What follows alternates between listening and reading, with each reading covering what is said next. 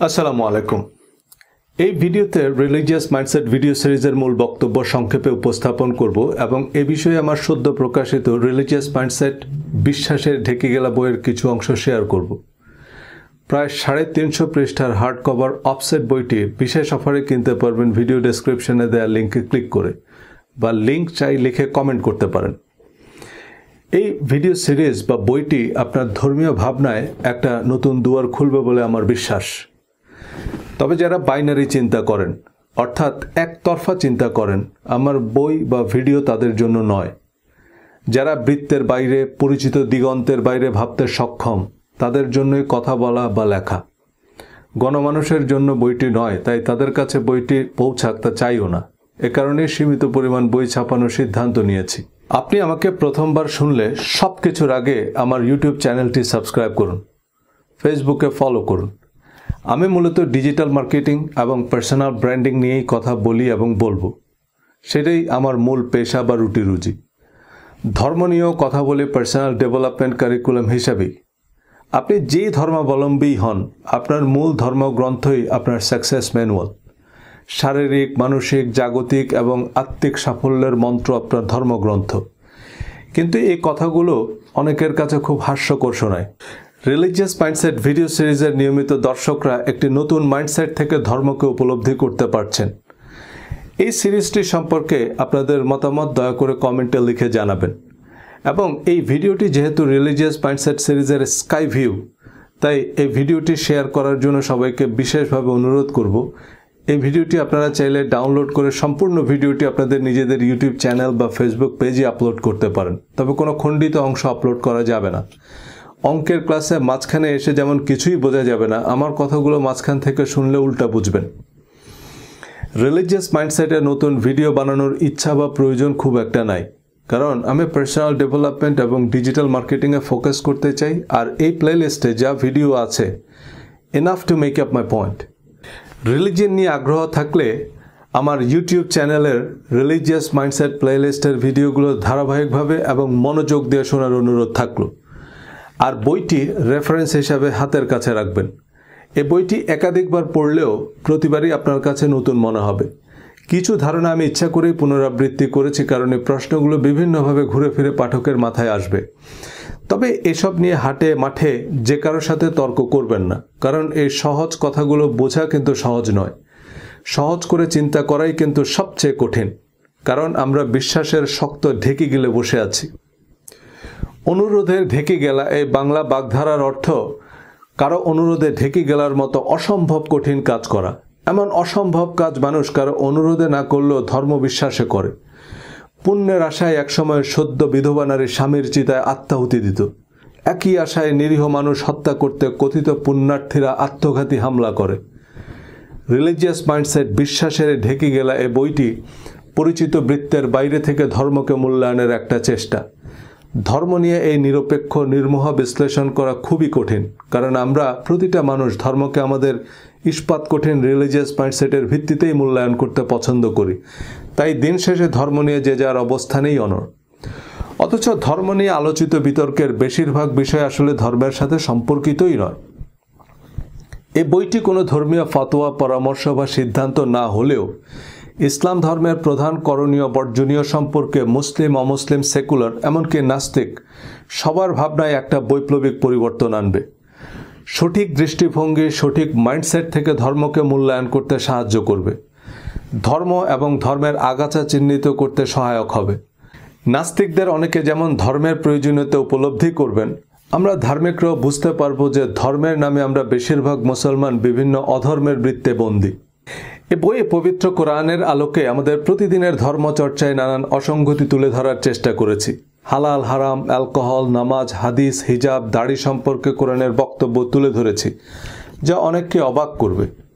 তবে আমার কথা নয়, কোরআন খুলে মিলিয়ে নেবেন। হাসরের মাঠে আমাকেও আপনি খুঁজে পাবেন না, আকাশচুম্বী জনপ্রিয় হুজুরকেও খুঁজে পাবেন না। আপনার পরীক্ষা আপনাকেই দিতে হবে। আমার ভিডিও বা বইয়ে আমি নানামুখী উদাহরণ দিয়েছি বোঝানোর সুবিধার্থে, কিন্তু কোনো দল, মত, তরিকার প্রতি আমার কোনো অনুরাগ বা বিরাগ নাই। অমুসলিম, এমনকি নাস্তিকদের নিয়েও আমার কোনো আপত্তি নাই, কোনো অভিযোগ অনুযোগ নাই। তাই আপনি হাদিস, ফেকা, পীর, ফকির, ওঝা, টিয়া পাখি যাই বিশ্বাস করেন, আপনার প্রতি আমার পূর্ণ সম্মান আছে। কাউকে কষ্ট দেওয়া আমার উদ্দেশ্য নয়, তবে কেউ আহত হলে তা নিতান্তই ক্রসফায়ার বলে বিবেচিত হবে। কোরআনে আল্লাহ যতবার বেহেশতের প্রতিশ্রুতি দিয়েছেন, ততবারই বিশ্বাস ও সৎকর্মের পূর্বশর্ত দিয়েছেন। এই বিশ্বাস ও সৎকর্মের বিস্তারিত তালিকাও কোরআনে বলে দিয়েছেন। কিন্তু আমাদের পরিচিত ইসলামের সাথে সে তালিকার সম্পর্ক খুব একটা নাই বললেই চলে।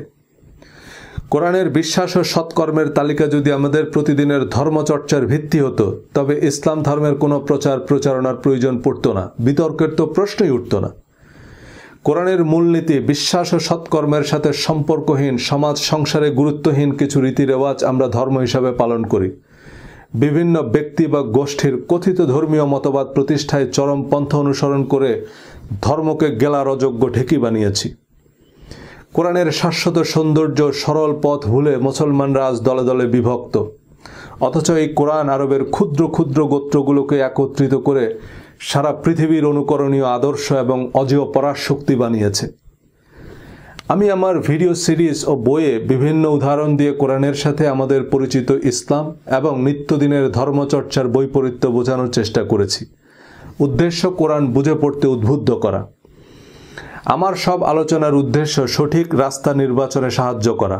1000 মাইলের সফর শুরুর আগে নিশ্চিত হতে হবে যে আপনি ঠিক রাস্তা ধরেছেন। উল্টা পথে যত দূর যাবেন রাস্তা কিন্তু কমবে না, রাস্তা বাড়বে।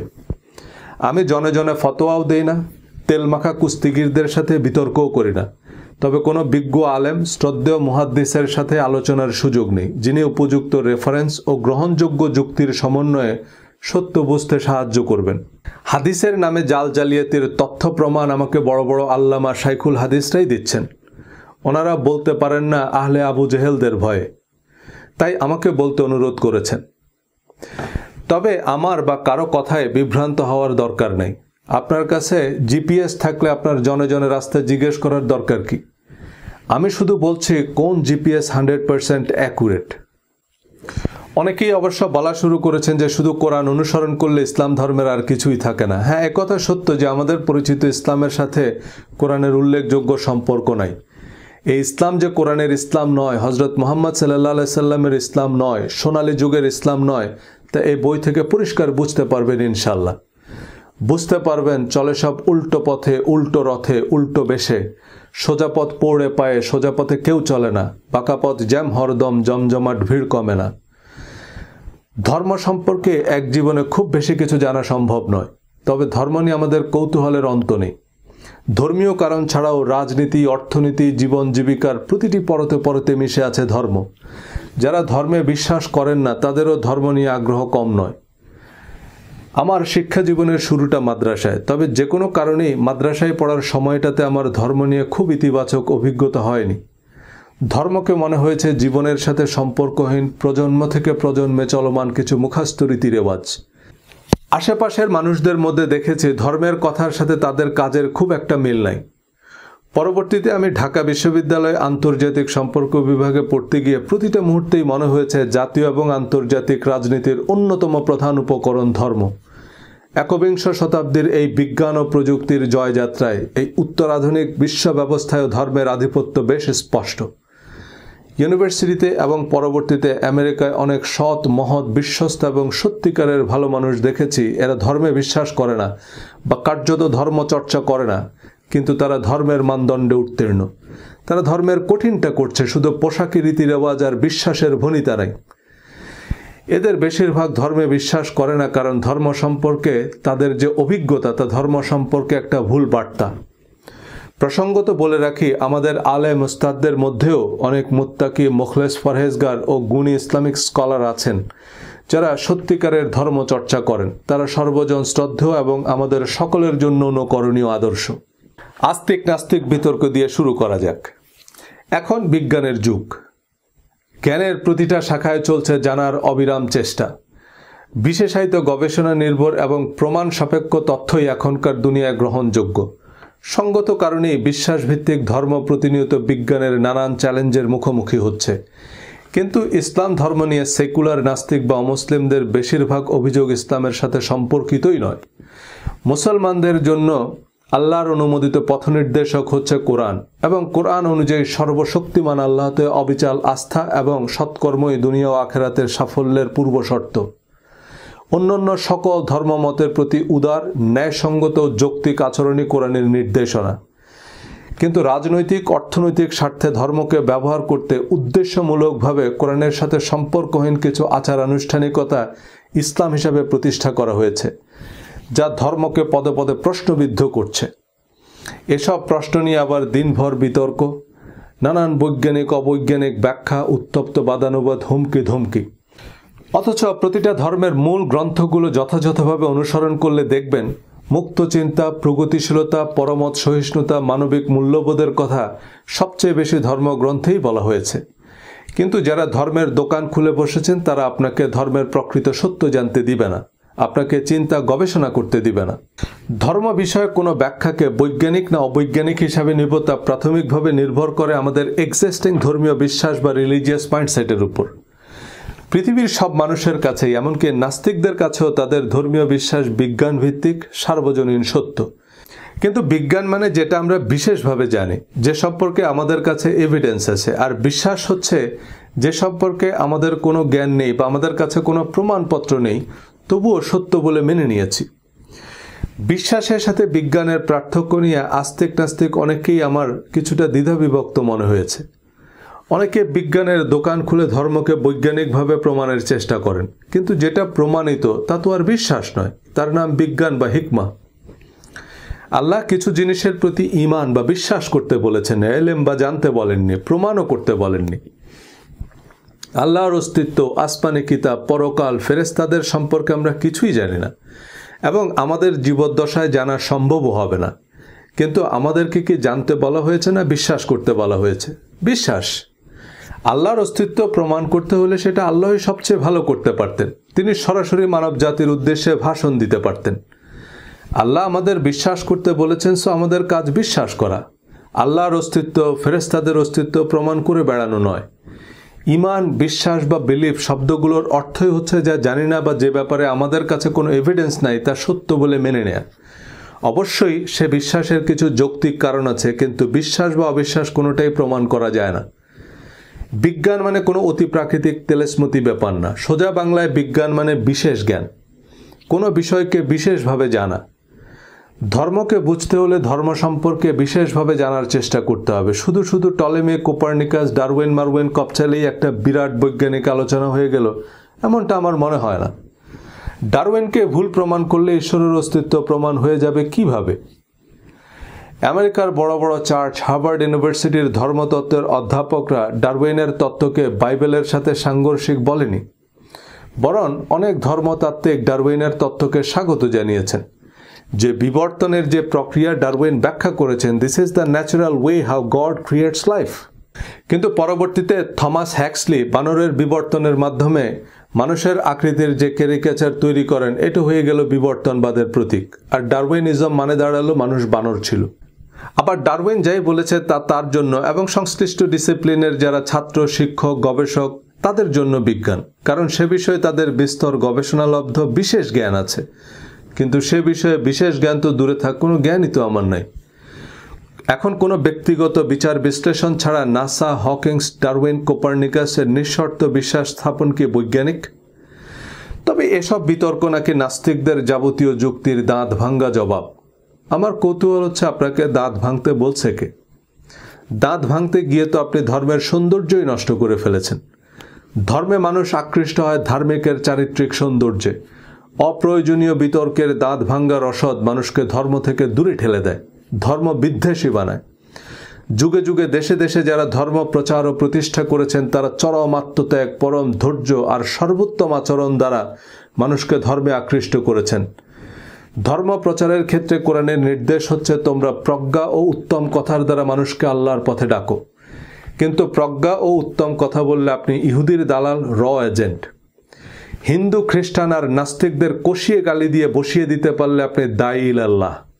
ধর্ম প্রচারের ক্ষেত্রে ভিন্ন মতকে ভ্রান্ত প্রমাণের যে নীতি আমাদের ধর্মগুরুরা নিয়েছেন এবং ভক্তদের হাতে বিতর্কের যে বিষাক্ত তীর তুলে দিয়েছেন, তা শেষ পর্যন্ত তাদেরকেই আঘাত করেছে। এই উত্তপ্ত বিতর্ক শুধু আস্তিক নাস্তিক হিন্দু মুসলমান শিয়া সুন্নিতেই থেমে নেই। জাকির নায়েক, মাওলানা মওদুদী, নোমান আলী, ইয়াসির কাদি, ডক্টর আবদুল্লাহ জাহাঙ্গীর, আব্বাসী, আজহারি সবাইকেই ভ্রান্ত, ভ্রষ্ট, কাফের, মুনাফেক, মুনকারিনে হাদিস, দালাল, জঙ্গি এমন গালিগালাজ শুনতে হচ্ছে। আল্লাহর দৃষ্টিতে ভালো কাজ বা সৎকর্ম হচ্ছে সচ্ছল অসচ্ছল অবস্থায় দান করা। যাদের উপর রাগ ঝাড়তে পারবেন বা রাগ করার খুব যৌক্তিক কারণ আছে, যাদের চাইলে শায়েস্তা করতে পারবেন বা শায়েস্তা করা উচিত, তাদের আল্লাহর ওয়াস্তে ক্ষমা করে দেয় এই সৎকর্ম। রাত জেগে তাহাজ্জুদের নামাজ পড়া সহজ, কিন্তু অসচ্ছল অবস্থায় দান করা, সে দানের প্রচার বা খোটা না দেয়া, সর্বাবস্থায় প্রতিশ্রুতি রক্ষা করা, বিশেষ পরিস্থিতিতে রাগ দমন করা, সব মানুষকে নিঃশর্ত ক্ষমা করা, সংকটে সংগ্রামে ধৈর্য ধারণ করা এভারেস্ট জয় করার চেয়েও কঠিন। আর এই অগ্নি পরীক্ষায় উত্তীর্ণরাই জান্নাতের সুসংবাদ প্রাপ্ত। 5 বার ওযুর পর শাহাদা পাঠ করলেই জান্নাতের 8টি দরজা খুলে দেওয়া হবে এমন প্রতিশ্রুতি আল্লাহ কোরআনে দেননি, এবং নবীজিকে এই জাতীয় কোনো কথা বলতেও বলেননি। একইভাবে অবিশ্বাস, অনাস্থা ও অসৎকর্মই নরকের পথে নিয়ে যাবে। যারা মানুষের সম্পদ অন্যায়ভাবে ভোগ করে, কথায় আচরণে মানুষকে কষ্ট দেয়, ইয়াতিমকে রূঢ়ভাবে তাড়িয়ে দেয়, দরিদ্রদের খাদ্যদানে উৎসাহ দেয় না, পারতপক্ষেও ছোট ছোট বিষয়ে মানুষকে সাহায্য করে না, অনর্থক আলাপে মগ্ন থাকে, সমাজে নৈরাজ্য সৃষ্টি করে, মিথ্যা সাক্ষ্য দেয়, প্রতিশ্রুতি ভঙ্গ করে, আমানতের খেয়ানত করে, কোরআন তাদেরকে জাহান্নামের হুঁশিয়ারি দিয়েছে। শুধু নামাজ, রোজা, তাওয়াব, তেলাওয়াতের জন্য তো মানুষকে দুনিয়াতে পাঠানোর দরকার ছিল না।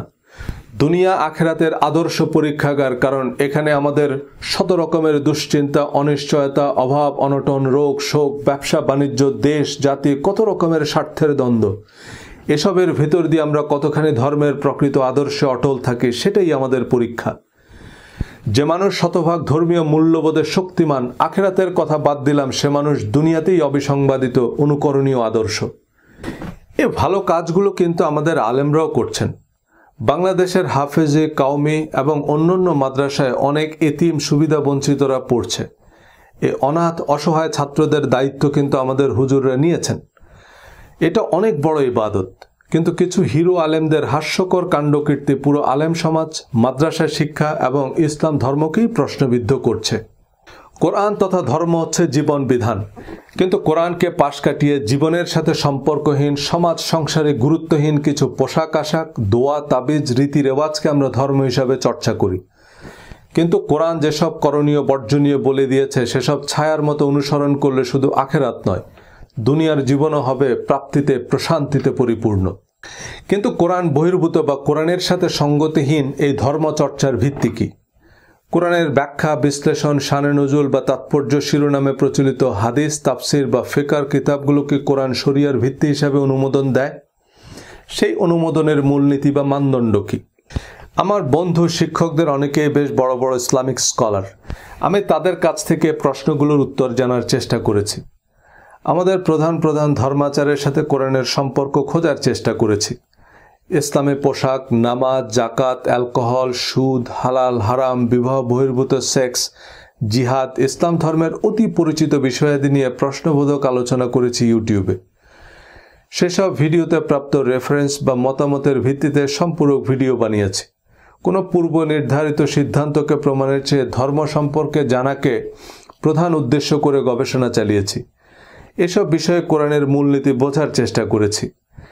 সে গবেষণার ভিত্তিতে কোরআনের আলোকে ইসলাম ধর্মের প্রকৃত সৌন্দর্য সামনে আনার চেষ্টা করেছি এ বইয়ে, যা একই সাথে মুসলমানদের মধ্যে নিজেদের ধর্ম নিয়ে গর্বের অনুভূতি তৈরি করবে, কোরআন পড়ার বোঝার আগ্রহ তৈরি করবে, আবার নাস্তিক অমুসলিমদের মধ্যেও কোরআন ও ইসলাম সম্পর্কে ইতিবাচক ধারণা তৈরি করবে।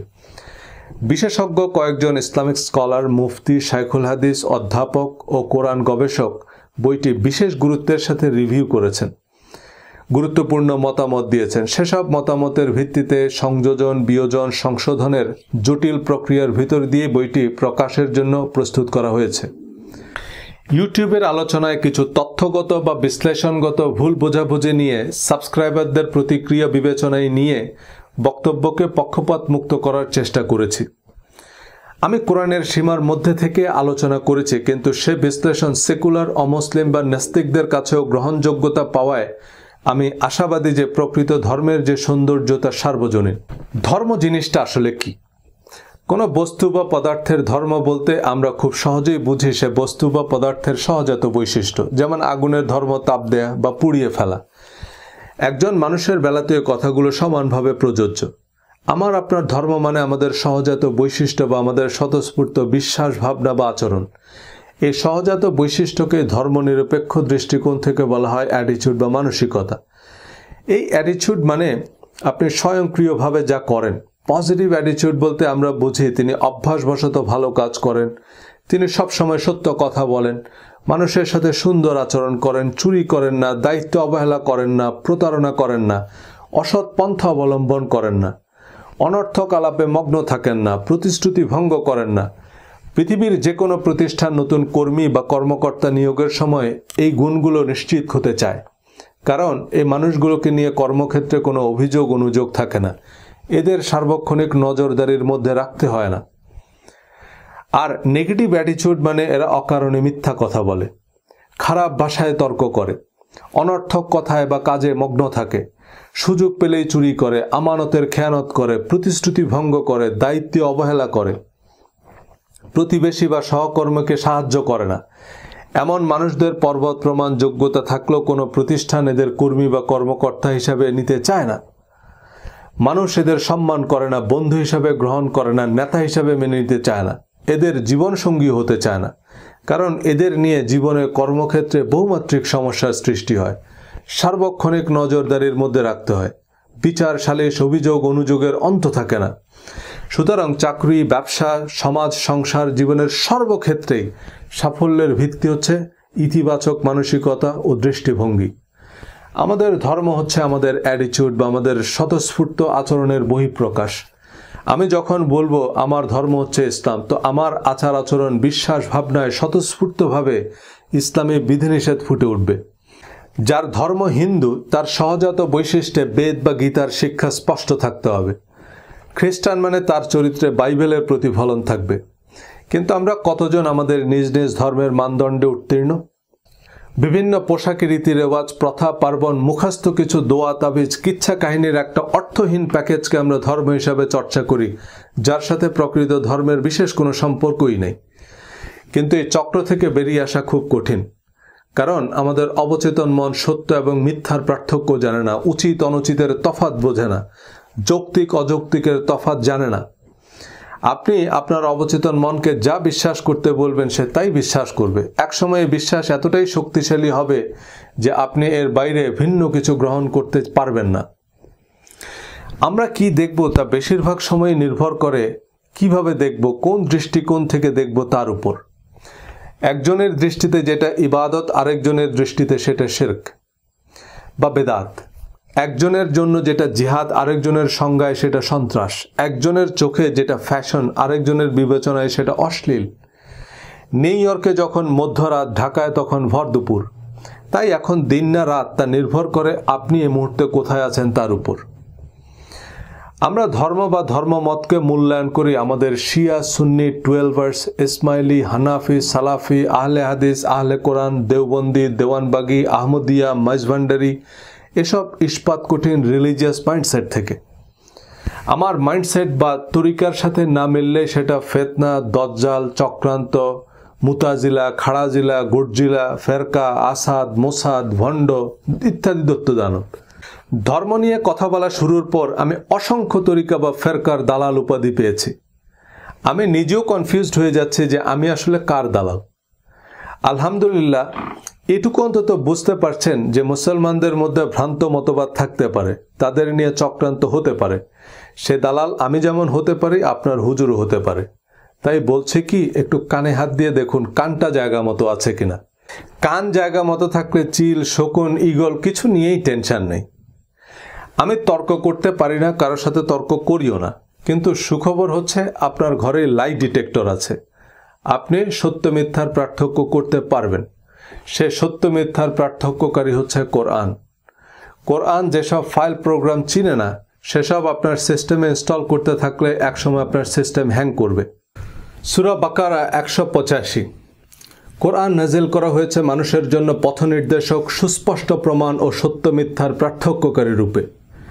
এই আয়াতে আল্লাহ আরও বলেছেন, আল্লাহ তোমাদের জন্য সহজ চান এবং কঠিন চান না। অর্থাৎ কোরআনের মূলনীতি হচ্ছে যেটা মানুষের জন্য সহজ, কল্যাণকর। কোরআনের বাইরে আর যত ধর্মীয় বর্ণনা বা বিবরণ আছে তার সত্যতার মানদণ্ড হচ্ছে কোরআন।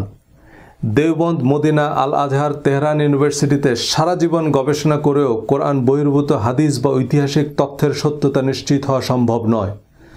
হাজার বছরের গবেষণার পরও এ পণ্ডিতরা ঐক্যমতে পৌঁছাতে পারেনি।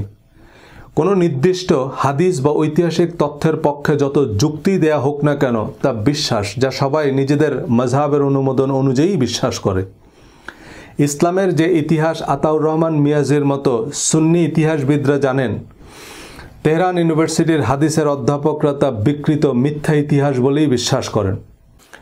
কোরআন সকল সন্দেহের ঊর্ধ্বে এবং মুত্তাকিদের জন্য জিপিএস বা পথ প্রদর্শক। কোরআনে আল্লাহ বহুবার বলেছেন, আমি তো কোরআনকে সহজ করে দিয়েছি উপদেশ গ্রহণের জন্য।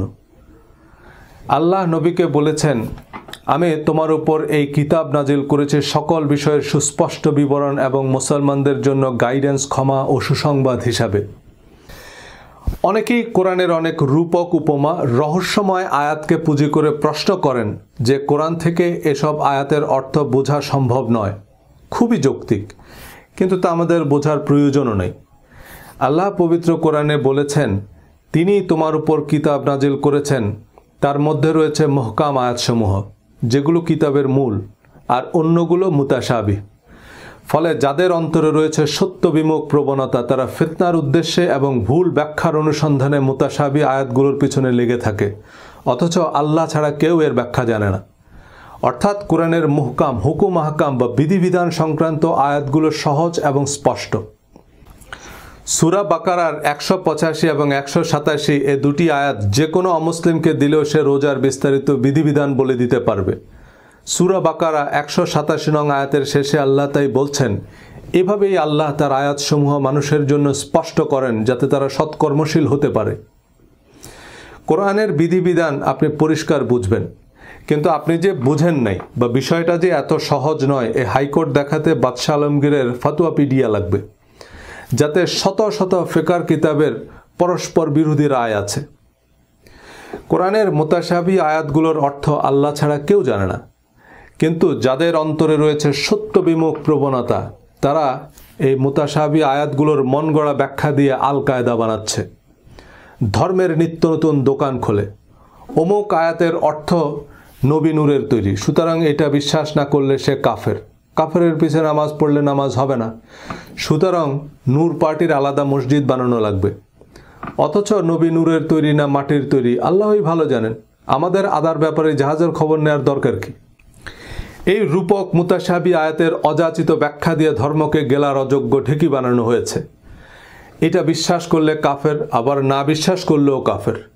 ইমাম আবু হানিফা কাঁকড়া খাওয়াকে হারাম বলেছেন, সুতরাং কাঁকড়া খাওয়া হারাম, আর হারামকে হালাল মনে করলে সে কাফের।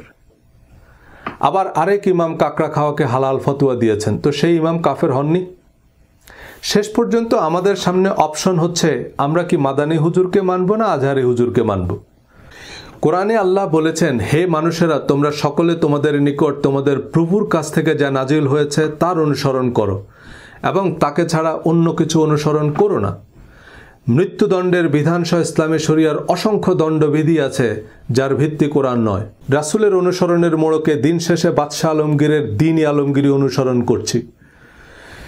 আল্লাহ কোরআনে বলেছেন, হে নবী, আপনি বলুন, তোমাদের এবং আমার মধ্যে আল্লাহ সাক্ষী, আমার উপর এই কোরআন অবতীর্ণ হয়েছে যাতে আমি এই কোরআন অনুযায়ী তোমাদের এবং যাদের কাছে এই কোরআন পৌঁছায় তাদের সতর্ক করতে পারি। সুতরাং রাসূলের অনুসরণ মানে কোরআনের নিরবিচ্ছিন্ন অনুসরণ। ইসলাম ধর্ম বলতে আমরা বেশিরভাগ মানুষ যা বুঝি, ফরজ, ওয়াজিব, সুন্নত, মুস্তাহাব, মাকরু, হারাম, এক কথায় যাবতীয় প্রচলিত ও পরিচিত ধর্মীয় রীতিরেওয়াজের বেশিরভাগেরই অন্যতম প্রধান ভিত্তি হচ্ছে কথিত হাদিস এবং ফিকহ। নবীজির হাদিসের বরাত দিয়ে সব ফরজ হারাম প্রবর্তন করা হলেও কোরআনে আল্লাহ বলেছেন, হে নবী, আপনি বলুন, তোমাদের প্রতি যা অবতীর্ণ হয়েছে তাতে তোমরা কোনো কিছুকে হালাল এবং কোনো কিছুকে হারাম বলার কোনো সুযোগ আছে? বলুন, আল্লাহ তোমাদের সে অনুমতি দিয়েছে না তোমরা আল্লাহর নামে কিছু বানিয়েছ? সূরা তাহরিমের শুরুতে আল্লাহ নবীকে বলছেন, হে নবী, আল্লাহ তোমার জন্য যা হালাল করেছেন তুমি কেন তা তোমার জন্য হারাম করছো? হালালকে হারাম বলার অনুমতি আল্লাহ নবীকে না দিলেও ফুকাহায়ে কেরামকে দিয়েছেন। কোরআন সম্পূর্ণ, পরিপূর্ণ এবং অনুমোদিত জীবন বিধান। কোরআন তার নিরবিচ্ছিন্ন অনুসারীদের এক যুগেরও কম সময়ে ধুলামলিন বেদুইন থেকে সারা পৃথিবীর অবিসংবাদিত অধিপতি বানিয়ে প্রমাণ করেছে কোরআন সকল সন্দেহের ঊর্ধ্বে সাফল্যের চিরন্তন পথ প্রদর্শক। কোরআনের সহায়ক বা শরিয়ার উৎস হিসেবে বিবেচিত হাদিস ও ফিকহ স্বরূপ সম্পর্কে আমার ইউটিউব চ্যানেলে বিশদ আলোচনা করেছি, যা অনেককে বিস্মিত করেছে, আবার অনেককে বিরক্ত করেছে। হাদিস বলতে বোঝাচ্ছে বুখারী, মুসলিম, তিরমিজি, আবু দাউদ, নাসাই, ইবনে মাজাহ এসব হাদিস গ্রন্থে বর্ণিত হাদিস। আর ফিকহ মানে ইমাম আবু হানিফা, শাফি, মালিক, আহমদ ইবনে হাম্বলের ফাতোয়া বা মত। কিন্তু এসব হাদিস বা ফিকহ সিদ্ধান্ত পালনের বাধ্যবাধকতা কতটুকু? এসব হাদিস এবং ফিকহ গ্রন্থের স্বীকৃতি বা অনুমোদনের ভিত্তি কি তা বিশ্লেষণ করেছি। ইউটিউবে অনেকেই বিক্ষিপ্তভাবে বা বিচ্ছিন্নভাবে কোনো একটি ভিডিও দেখে প্রতিক্রিয়া দেখিয়েছেন। আমিও চাই না আমার ভিডিওগুলো মানুষ বিক্ষিপ্তভাবে দেখুক বা নেতিবাচক ক্যাপশন দিয়ে শেয়ার করুক, যা বিভ্রান্তি তৈরি করবে। কিন্তু আমি তো ইউটিউবকে বলতে পারি না যে আমার প্রথম ভিডিও দেখেনি সেজন্য আমার দ্বিতীয় ভিডিও দেখতে না পারে। আমি যদিও একটি প্লেলিস্টে সবগুলো ভিডিও সাজিয়ে দিয়েছি, এই ভিডিওর ডেসক্রিপশনে লিঙ্ক আছে, কিন্তু অনেকেই ধারাবাহিকভাবে বোঝার উদ্দেশ্যে শুনেন না, দাঁত ভাঙ্গা জবাব দেওয়ার উদ্দেশ্যে শুনেন। এ বইয়ে আমি আমার বক্তব্যকে আরও ধারাবাহিকভাবে সাজিয়েছি। আমার ভিডিওতে বা বইয়ে যদি কোনো তথ্যগত বা বিশ্লেষণগত ভুল ভ্রান্তি বা বিকল্প অনুবাদ বা ভিন্ন মত থাকে তা কমেন্টে জানাবেন, আমি নির্দ্বিধায় সংযোজন করব। কিন্তু আপনি মানুষকে বিভ্রান্ত করছেন এমন বিভ্রান্তিকর কমেন্ট করলে দয়া করে আপনার তরিকা উল্লেখ করবেন, তাহলে অন্তত বুঝবো যে শিয়া, আহমদিয়া, দেওয়ানবাগি কারা কারা আমার কথায় বিভ্রান্ত হচ্ছেন। বেশিরভাগ মানুষ হাদিস বলতে বোঝেন নবীজি সাল্লাল্লাহু আলাইহি সাল্লামের বাণী। এ কারণে কোনো নির্দিষ্ট হাদিস না মানার অর্থ করেন নবী মানে না। কত বড় কথা! নবী না মানলে সে মুসলমান হয় কি করে? হাদিস শব্দের অর্থ কথা বা স্টেটমেন্ট। যেমন কোরআনের আয়াতকে আল্লাহ হাদিস বলেছেন। কোরআন আল্লাহর হাদিস বা আল্লাহর বাণী, যার রাবি বা বর্ণনাকারী হচ্ছেন এমন একজন রাসূল যার বিশ্বস্ততা ও সত্যবাদিতার গ্যারান্টার স্বয়ং আল্লাহ। নবীজির হাদিস মানে নবীজি সাল্লাল্লাহু আলাইহি সাল্লামের কথা যা সাহাবীরা বর্ণনা করেছেন। সাহাবীদের কথা মানে সাহাবীদের হাদিস। আবু জেহেলের হাদিস মানে আবু জেহেলের কথা যা পূর্ববর্তী নবী রাসূলদের বরাত দিয়ে তারা সমাজে প্রতিষ্ঠা করেছে। হযরত ইব্রাহিম আলাইহিস সালামের বরাত দিয়েই তারা ল্যাংটা হয়ে কাবা তাওয়াফ করত। শয়তানের হাদিস মানে শয়তানের কথা। লাহওয়াল হাদিস মানে ফালতু কথা। হাদিসের একাডেমিক পরিভাষা হচ্ছে খবর। খবর মানে খুব সহজ, নিউজ। হাদিস বর্ণনাকারী সাহাবীকে ইংরেজিতে বলে রিপোর্টার, যেমন রিপোর্টেড বাই আবু হুরায়রা রাদিয়াল্লাহু তাআলা আনহু। হাদিস সংকলক ইমাম অনেকটা সম্পাদকের মতো, যিনি খবরের সত্যতা যাচাই বাছাই করে প্রকাশ করবেন। কিন্তু হাদিস বা খবর সত্য, মিথ্যা, উদ্দেশ্য প্রণোদিত যে কোনো কিছুই হতে পারে। হাদিস বর্ণনাকারী সাহাবী বা সংকলনকারী ইমামদের নাম বা অনুমোদন কোরআনে নাই। হাদিস বর্ণনাকারী সাহাবী বা সংকলনকারী ইমাম এবং প্রজন্ম থেকে প্রজন্মে যাদের মাধ্যমে আমাদের কাছে পৌঁছেছে তাদের সকলের সত্যবাদিতা ও বিশ্বস্ততার গ্যারান্টার হচ্ছেন আমাদের মাদানী, আব্বাসী বা আজহারি হুজুর। কোরআনে অনির্দিষ্টভাবেও কাউকে নবীজির কোরআন বহির্ভূত হাদিস বা আনঅফিসিয়াল স্টেটমেন্ট সংগ্রহের নির্দেশ দেওয়া হয়নি, এবং সুনির্দিষ্টভাবে কোনো সাহাবের নাম, পরিচয়, বিশ্বস্ততা ও সত্যবাদিতার নিশ্চয়তা দেওয়া হয়নি। বরং কোরআনে আল্লাহ বলেছেন, মদিনাবাসীদের মধ্যে অনেক মুনাফিক আছে, তুমি তাদেরকে চিনো না, আমি তাদেরকে চিনি। নবীজি সাল্লাল্লাহু আলাইহি সাল্লামের সময়ের মুসলমানদের মধ্যে কারা মুনাফিক ছিল তা নবীজিও জানতেন না। কিন্তু আমাদের আজহারি বা আব্বাসী হুজুররা এতটাই নিশ্চিত যে তাদের বর্ণনাকে নবীজির কথা হিসেবে বিশ্বাস না করলে সে কাফের। এই গ্যারান্টি অনেকটা বিল গেটসের $20 বিলিয়ন ঋণ আবেদনে আমার আপনার গ্যারান্টার হওয়ার মতো, যে বিল গেটস দেউলিয়া হয়ে গেলে টাকা আমি দেব। আমি কোত্থেকে দেব জানি না। বিল গেটস দেউলিয়া হয়ে গেলে এই গ্যারান্টারকে খুঁজে পাবেন? কোরআনের সহায়ক হাদিস আমাদের দরকার। হাদিস, ইতিহাস, সিরাত, সাহিত্য ছাড়া কোরআনের কনটেক্সট বোঝা কঠিন। যেমন পত্রিকা বা টিভি নিউজ আদালতকে কোনো ঘটনার পরিপ্রেক্ষিত বুঝতে সাহায্য করে, কিন্তু পত্রিকা রিপোর্ট আদালতে এভিডেন্স হিসাবে গ্রহণযোগ্য নয়। আদালত উপযুক্ত সাক্ষ্য প্রমাণ ছাড়া কোনো পত্রিকার খবরের উপর ভিত্তি করে রায় দেয় না। কারণ খবর উদ্দেশ্য প্রণোদিত হলে তা কনটেক্সট উল্টে দিতে পারে। হাদিসের প্রয়োজনীয়তার সপক্ষে অনেক জোরালো যুক্তি আছে, সেসব যুক্তি আমি বিশেষ গুরুত্বের সাথেই আলোচনা করেছি, কিন্তু বেশিরভাগ বাইনারি প্রশ্নের উত্তর আমার জানা নেই। যেমন কোরআনে তো ভাতের কথা নাই, তাহলে ভাত খান কেন? কোন চাইলের ভাত খাবেন এটা হাদিস ছাড়া কিভাবে জানবো? আমাদের দেশে অনেক বিদেশি কোম্পানি ব্যবসা করে, সব বিদেশি কোম্পানিকে তাড়িয়ে দেওয়া অবাস্তব এবং খুব যৌক্তিক কারণেই এমন হাজারো প্রশ্ন করা যাবে যে বিদেশি তেল ছাড়া গাড়ি চালাবেন কেমনে, এবং খুব যুক্তিসঙ্গত কারণেই ইস্ট ইন্ডিয়া কোম্পানিকে আমাদের দেশে ব্যবসা করতে দেওয়া হয়, কিন্তু তাদের কার্যক্রম ব্যবসার মধ্যে সীমাবদ্ধ থাকেনি। ব্যবসার নামে আসায় এই ইংরেজ ভদ্রলোকরা শেষ পর্যন্ত আমাদের সর্বস্ব লুট করে নিয়ে যায়। বহু আন্দোলন সংগ্রাম রক্তের বিনিময়ে অবশেষে মুক্তি মিলেছে। লোকমুখে শোনা কোরআন বিরুদ্ধ উদ্দেশ্য প্রণোদিত জালিয়াত চক্রের হাদিস ইস্ট ইন্ডিয়া কোম্পানির মতো ইসলাম ধর্মের ঘাড়ে চেপে বসেছে। বিশ্ব আশেকে রাসূলের নামে আরামবাগে প্রতি বছর বিশ্ব আশেকে আবু জেহেল সম্মেলন অনুষ্ঠিত হয়। নবীজির নামে প্রচলিত হাদিসের বেশিরভাগ নবীজির কথা নয়। সাইবার সিকিউরিটি বা সাইবার ক্রাইম নিয়ে কথা বলার অর্থ এই নয় যে ইন্টারনেট ছাড়া কেমনে চলবেন। আপনার কম্পিউটারের অপারেটিং সিস্টেম এবং সিকিউরিটি সিস্টেম যে ফাইল চিনে না তাকে ফুল অ্যাক্সেস দেয়া কেমন আত্মঘাতী হতে পারে? যে সাংবাদিক সংবাদ মাধ্যম থেকে আমরা নবীজির এসব অননুমোদিত বক্তব্য পাচ্ছি, আল্লাহর প্রদত্ত কোরআন এদের কাউকেই চিনে না। আল্লাহর ডাটাবেজে এসব সাংবাদিক সম্পাদক সংবাদ সংস্থার নাম নাই। তাহলে হাদিস কি এবং কেন? সাধারণত হাদিস বলতে বোঝায় নবীজির আনঅফিশিয়াল স্টেটমেন্ট যার উল্লেখ কোরআনে নাই। যদিও প্রচলিত হাদিস গ্রন্থে সাহাবী তাবি এবং তাবে তাবিদের স্টেটমেন্টও আছে যা শরিয়ার উৎস হিসেবে বিবেচিত হয়। কারণ কি? কোরআনে আল্লাহ বলেছেন, তোমরা আল্লাহ তার রাসূলের আনুগত্য করো, তোমাদের জন্য রাসূলের জীবনেই আছে উত্তম আদর্শ। একই কথা আল্লাহ ইব্রাহিম আলাইহিস সালাম সম্পর্কেও বলেছেন যে ইব্রাহিম ও তার সাথীদের মধ্যে তোমাদের জন্য রয়েছে উত্তম আদর্শ। তোমাদের জাতির পিতা ইব্রাহিম, তিনিই তোমাদের নাম রেখেছেন মুসলমান।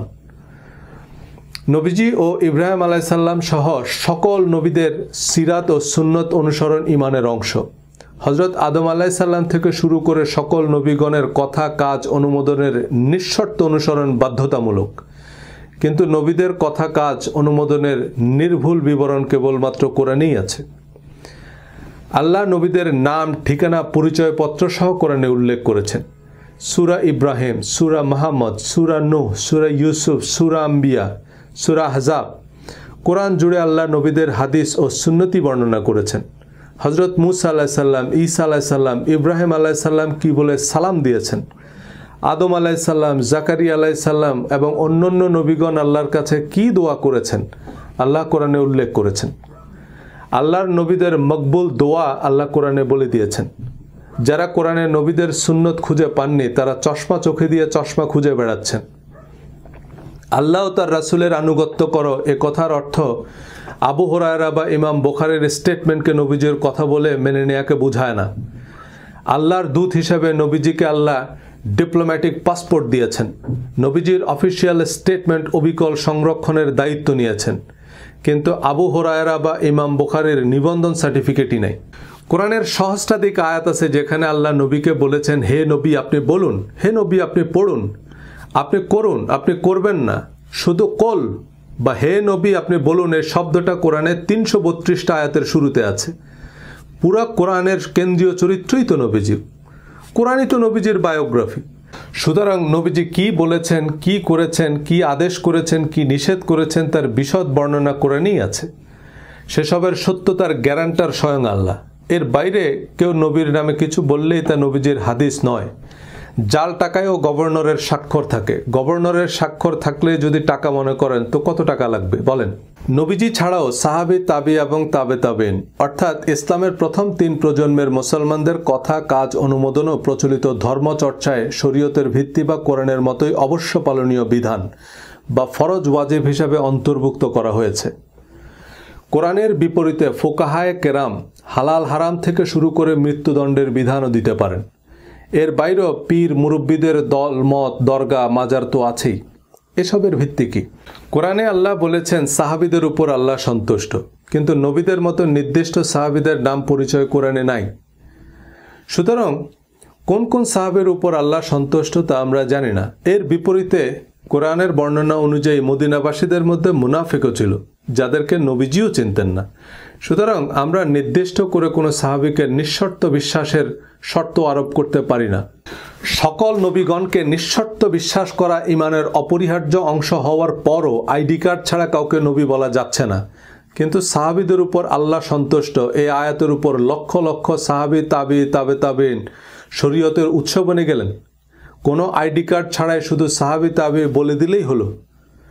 বাঙ্গি যদি কারো প্রিয় ফল হয়, তিনি চেষ্টা করলে মাটিও খেতে পারবেন। একবার এমন ঢেকি গিললেই তাকে দিয়ে দরগা, মাজার, দেওয়ানবাগি, দিনে ইলাহি, দিনে আলমগিরি, আল কায়দা সবই গেলানো সম্ভব। কিন্তু দুনিয়ার ৯৯% মানুষ তো হাদিস ভিত্তিক ধর্মই মানে।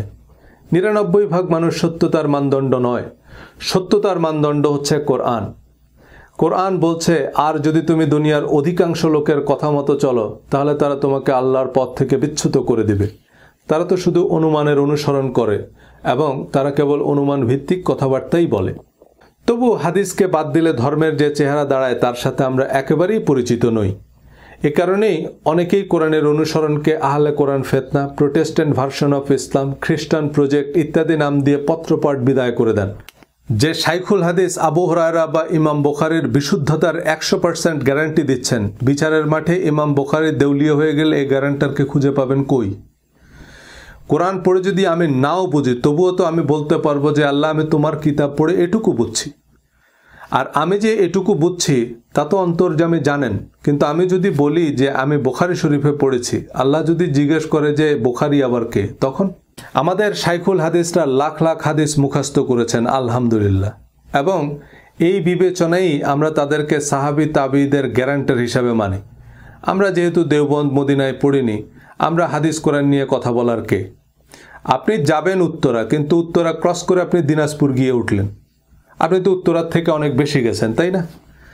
ভোলানাথ লিখেছিল ২ এ ২ ৯০, লিখেছিল ১.৫ বেশি, এটা তার গর্বই। ২ এ ২ ৪, কিন্তু সে মাশাল্লাহ ২ থেকে অনেক বেশি লিখছে, তাই না? ১১ লক্ষ হাদিস আপনাকে মুখস্থ করতে বলছে কে?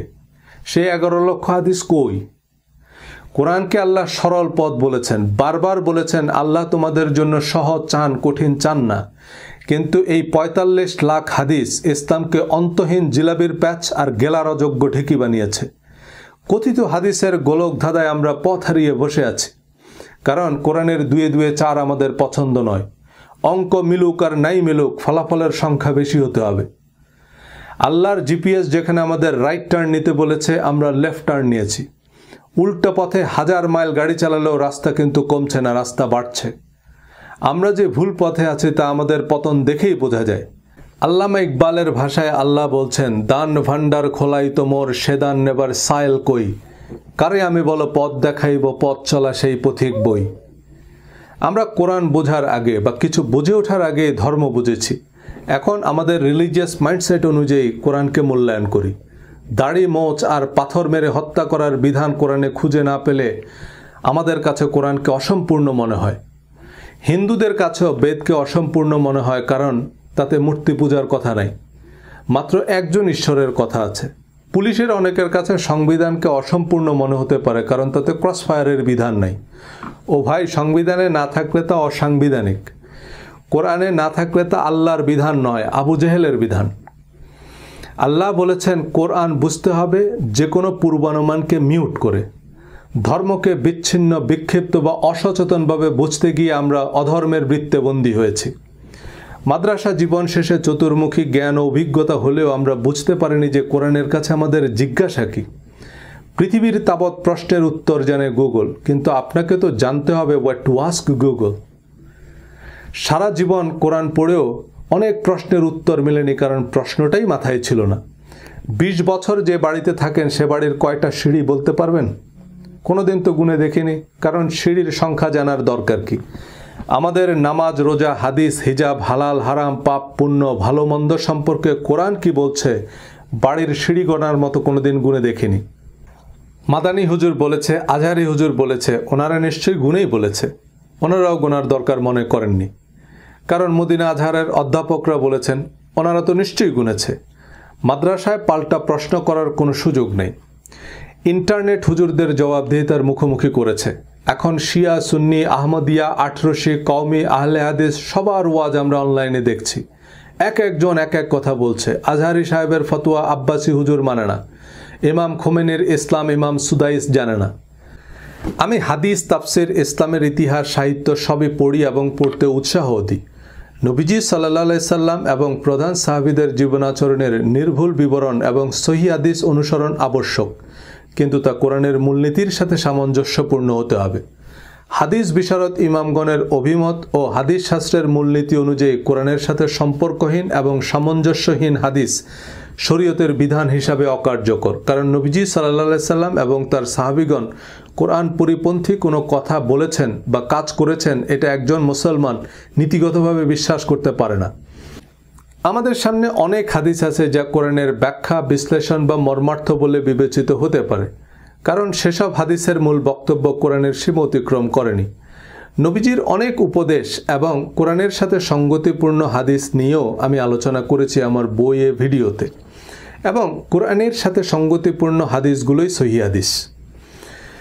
কিন্তু এই হাদিসগুলো বিবেচনায় নিয়ে আপনি যখনই হাদিসকে নিঃশর্ত অনুমোদন দিবেন, তখন দেখবেন অসংখ্য হাদিস এবং হাদিস ভিত্তিক সিদ্ধান্ত কোরআন বিরুদ্ধ, কোরআনের সাথে সামঞ্জস্যহীন এবং অতিরঞ্জন, ইসলামের মৌলিক নীতির পরিপন্থী। হাদিসের চোরাবালিতে ইসলাম অধ্যায়ে এমন কিছু হাদিস পাশাপাশি আলোচনা করেছি। নবীর সুন্নত বলতে যারা দাড়ি রাখা আর অবাঞ্ছিত লোম কাটা বোঝেন, তারা হাদিস না মানা বলতেও এসব কিছুই বোঝেন। আমি নবীর সুন্নত বলতে আজওয়া খেজুর বুঝি না। হাদিসও আমার আপত্তি আপনার হিজাব, নেকাব বা দাড়ি নিয়ে নয়।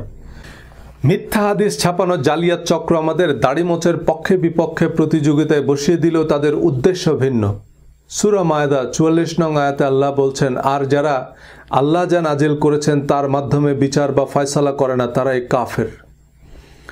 পরের আয়াতে বলেছেন, আর যারা আল্লাহ যা নাজিল করেছেন তার মাধ্যমে বিচার করে না তারাই জালেম।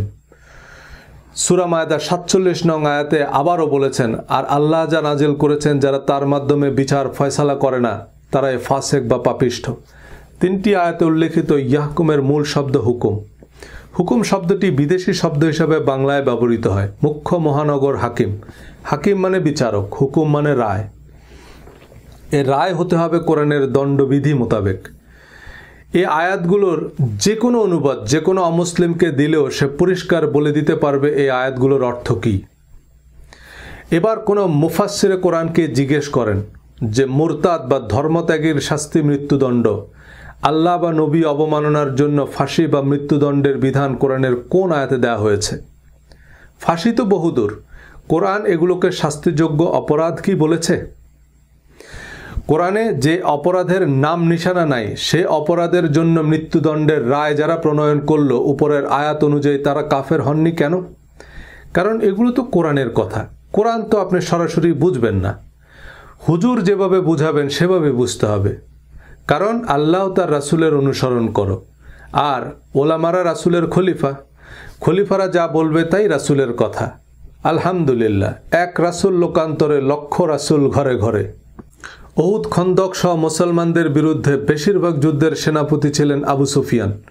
উহুদ যুদ্ধে মুসলমানদের নাজেহাল হতে হয়েছে খালিদ বিন ওয়ালিদের পাল্টা আক্রমণে। নবীজি সাল্লাল্লাহু আলাইহি সাল্লাম মক্কা বিজয়ের পর ঘোষণা দিলেন, যারা আবু সুফিয়ানের ঘরে আশ্রয় নেবে তারা নিরাপদ। এই আবু সুফিয়ানের ছেলে হযরত মুয়াবিয়া কয়েক দশক মুসলিম বিশ্ব শাসন করেন। খালিদ বিন ওয়ালিদ মুসলিম জাহানের প্রধান সেনাপতির পদ পেয়েছেন। অবমাননা নয়, যারা নবীজিকে নিজের ভিটামাটি থেকে উচ্ছেদ করেছে, নবীর বিরুদ্ধে যুদ্ধ করেছে, নবী তাদের কি শাস্তি দিয়েছেন? নিঃশর্ত ক্ষমা ও বিশেষ সম্মান। তো নবীজির নামে মিথ্যা হাদিস বানিয়ে যারা এসব দাঙ্গা হাঙ্গামা করেন তারা কোন নবীর সুন্নত অনুসরণ করেন? ইয়াজিদ নবীর না আবু জেহেল নবীর? আল কায়দা নাকি ইসরায়েল বানিয়েছে মুসলমানদের সুনাম নষ্ট করতে। নবীর নামে এমন জঘন্য মিথ্যা হাদিসের ভিত্তিতে যারা নিরপরাধ মানুষ হত্যার দাবিতে মিছিল করে তাদেরকে কারা বানিয়েছে? যারা আগুন নিয়ে খেলছেন তারা নিজেরাও জানেন না যে এই আগুন তাদেরকে পুড়িয়ে ছারখার করবে।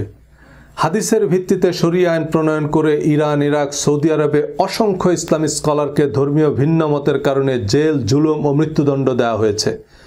কোরআনে কেসাসের আয়াতগুলো খুনের বদলে খুন, চোখের বদলে চোখ এমন পরিষ্কার হলেও যে অপরাধে আপনি একজন মুসলমানকে মৃত্যুদণ্ড দিলেন কোরআন অনুযায়ী তা অপরাধী নয়।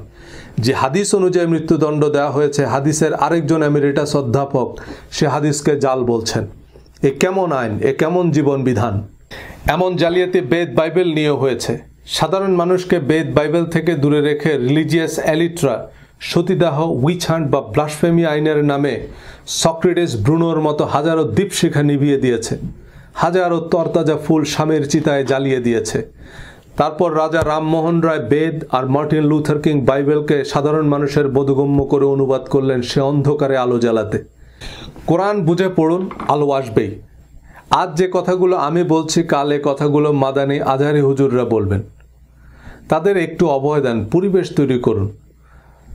তারা সাহস করে সত্যটুকু বললে আমাদের বলতে হয় না, তারা বললে মানুষ আরও উপকৃত হবে। বড় বড় আলেমরাও এ ব্যাপারে একমত যে কোরআনের সাথে অসামঞ্জস্যপূর্ণ হাদিস পরিত্যাজ্য, কিন্তু আলেমদেরও অনেক প্রতিবন্ধকতা আছে, দল মত, পক্ষ বিপক্ষ, স্বার্থের দ্বন্দ্ব বা নানান রকমের হুমকি আছে। চাইলেই সব সত্য বলতে পারেন না। হজরত জায়েদ রাদিয়াল্লাহু তাআলা আনহুর স্ত্রীকে তালাক দেওয়ার পর নবীজির সাথে বিয়ের ঘটনাও কোরআনে পরিষ্কার লেখা আছে, একেবারে জায়েদ নাম ধরে বলা আছে। কিন্তু হজরত আয়েশার সাথে 6 বছর বয়সে বিবাহ আর 9 বছর বয়সে সেক্স, এটা কোরআনের কোন আয়াতের হিকমা বা তাফসির? বিয়ের সময় হজরত আয়েশা রাদিয়াল্লাহু তাআলা আনহার বয়স কত ছিল তা আমরা জানি না, কারণ তা আল্লাহ আমাদের জানাননি। কেন জানাননি? প্রয়োজন মনে করেননি। কিন্তু এই তথ্য আমাদের কেন লাগবে? কিন্তু নাস্তিকদের লাগবে নবীর চরিত্র হনন করতে। হাদিসের নামে এমন অনেক বর্ণনাই নবীজির জন্য অবমাননাকর। আপনি তো অস্বীকার করতে পারবেন না, কারণ তা বুখারী শরীফের সহিহ হাদিস। নবীজির নামে ফেসবুকে আপত্তিকর কিছু লিখলে আমাদের রক্ত টকবক করে ওঠে, কিন্তু হাদিসের নামে যারা নবীকে নিষ্ঠুর, অবিবেচক, ডিক্টেটর হিসেবে উপস্থাপন করছে তাদের রাহিমাহুল্লাহ বলি। মাঙ্কি ট্র্যাপ সম্পর্কে আপনারা অনেকেই হয়তো জানেন। বানর খালি হাত ঢুকাতে পারে এমন ছোট হোলওয়ালা একটা বাক্সে কিছু বাদাম রেখে দেয় শিকারীরা। বানর হাত ঢুকিয়ে বাদাম নেওয়ার পর আর মুষ্টিবদ্ধ হাত বের করতে পারে না। বলবেন বাদাম ছেড়ে দিলেই তো হয়, কিন্তু বানর বাদাম ছাড়ে না, কারণ এই সহজ বুদ্ধিখানা অতি চালাক বানরের নাই। এত বড় বড় মুহাদ্দিস, শাইখুল হাদিস, ইসলামী বিশ্ববিদ্যালয়ের অধ্যাপকরা কি কম জানেন? বেনারস হিন্দু ইউনিভার্সিটি সহ সারা বিশ্বের শত শত হিন্দু, খ্রিস্টান, জিউইশ, বুদ্ধিস্ট ইউনিভার্সিটি আছে। সেখানেও রামায়ণ, মহাভারত, ত্রিপিটক, বাইবেল, গীতার শত সহস্র প্রফেসর আছেন। সারা জীবন পড়াশোনা করে তারা কোরআনকেই মানছে না, হাদিস তো বহুদূর। কারণ সারা জীবনের পড়াশোনা বা মদিনা আল আজহারের পিএইচডি ডিগ্রি সত্যতার মানদণ্ড নয়। একজন মুসলমান হিসাবে কোরআন আমার বাধ্যতামূলক বিশ্বাস। কোরআনই আমার কাছে একমাত্র কোষ্ঠী পাথর, আর এই কোরআন বলছে কোরআন সম্পূর্ণ, পরিপূর্ণ এবং শতভাগ প্রায়োগিক। তাফসির, জীবনী, হাদিস বা ইতিহাস হিসাবে নবীজির যত আনঅফিশিয়াল স্টেটমেন্ট আছে তা ধর্মীয় বিধানের ভিত্তি হিসাবে বিবেচনার ক্ষেত্রে প্রধান এবং প্রথম মূলনীতি হচ্ছে তা অবশ্যই কোরআনের সাথে সঙ্গতিপূর্ণ হতে হবে। কোরআনের সাথে কন্ট্রাডিক্টরি হাদিস আবু জেহেলের হাদিস। হাদিসের পক্ষে সবচেয়ে শক্তিশালী যুক্তি হচ্ছে আমাদের প্রধান ইবাদত এবং বেহেশতের চাবি নামাজ। এই নামাজ আপনি হাদিস ছাড়া কিভাবে পড়বেন? কোরআনে তো এর বিস্তারিত বিবরণ নাই। এছাড়া কোরআনের কিছু অতিপ্রাকৃতিক বিষয় যেমন জিন, ফেরেশতা ইত্যাদি হাদিস ছাড়া কিভাবে ব্যাখ্যা করবেন? অর্থাৎ কোরআনের ব্যাখ্যা, বিশ্লেষণ, প্রায়োগিক জ্ঞান হিসাবে হাদিসকে মেনে নিতে বলা হচ্ছে। আমাদের পরিচিত প্রচলিত নামাজের প্রতিটা ধাপ বর্ণনার জন্য কোরআনের 8 থেকে 10টা আয়াতই যথেষ্ট। দিনে 50 রাকাত নামাজ পড়লেও প্রতি রাকাত একই রকম, সুতরাং 1 রাকাতের বিস্তারিত নিয়ম পাওয়া গেলেই বিষয়টা সহজ হয়ে যায়।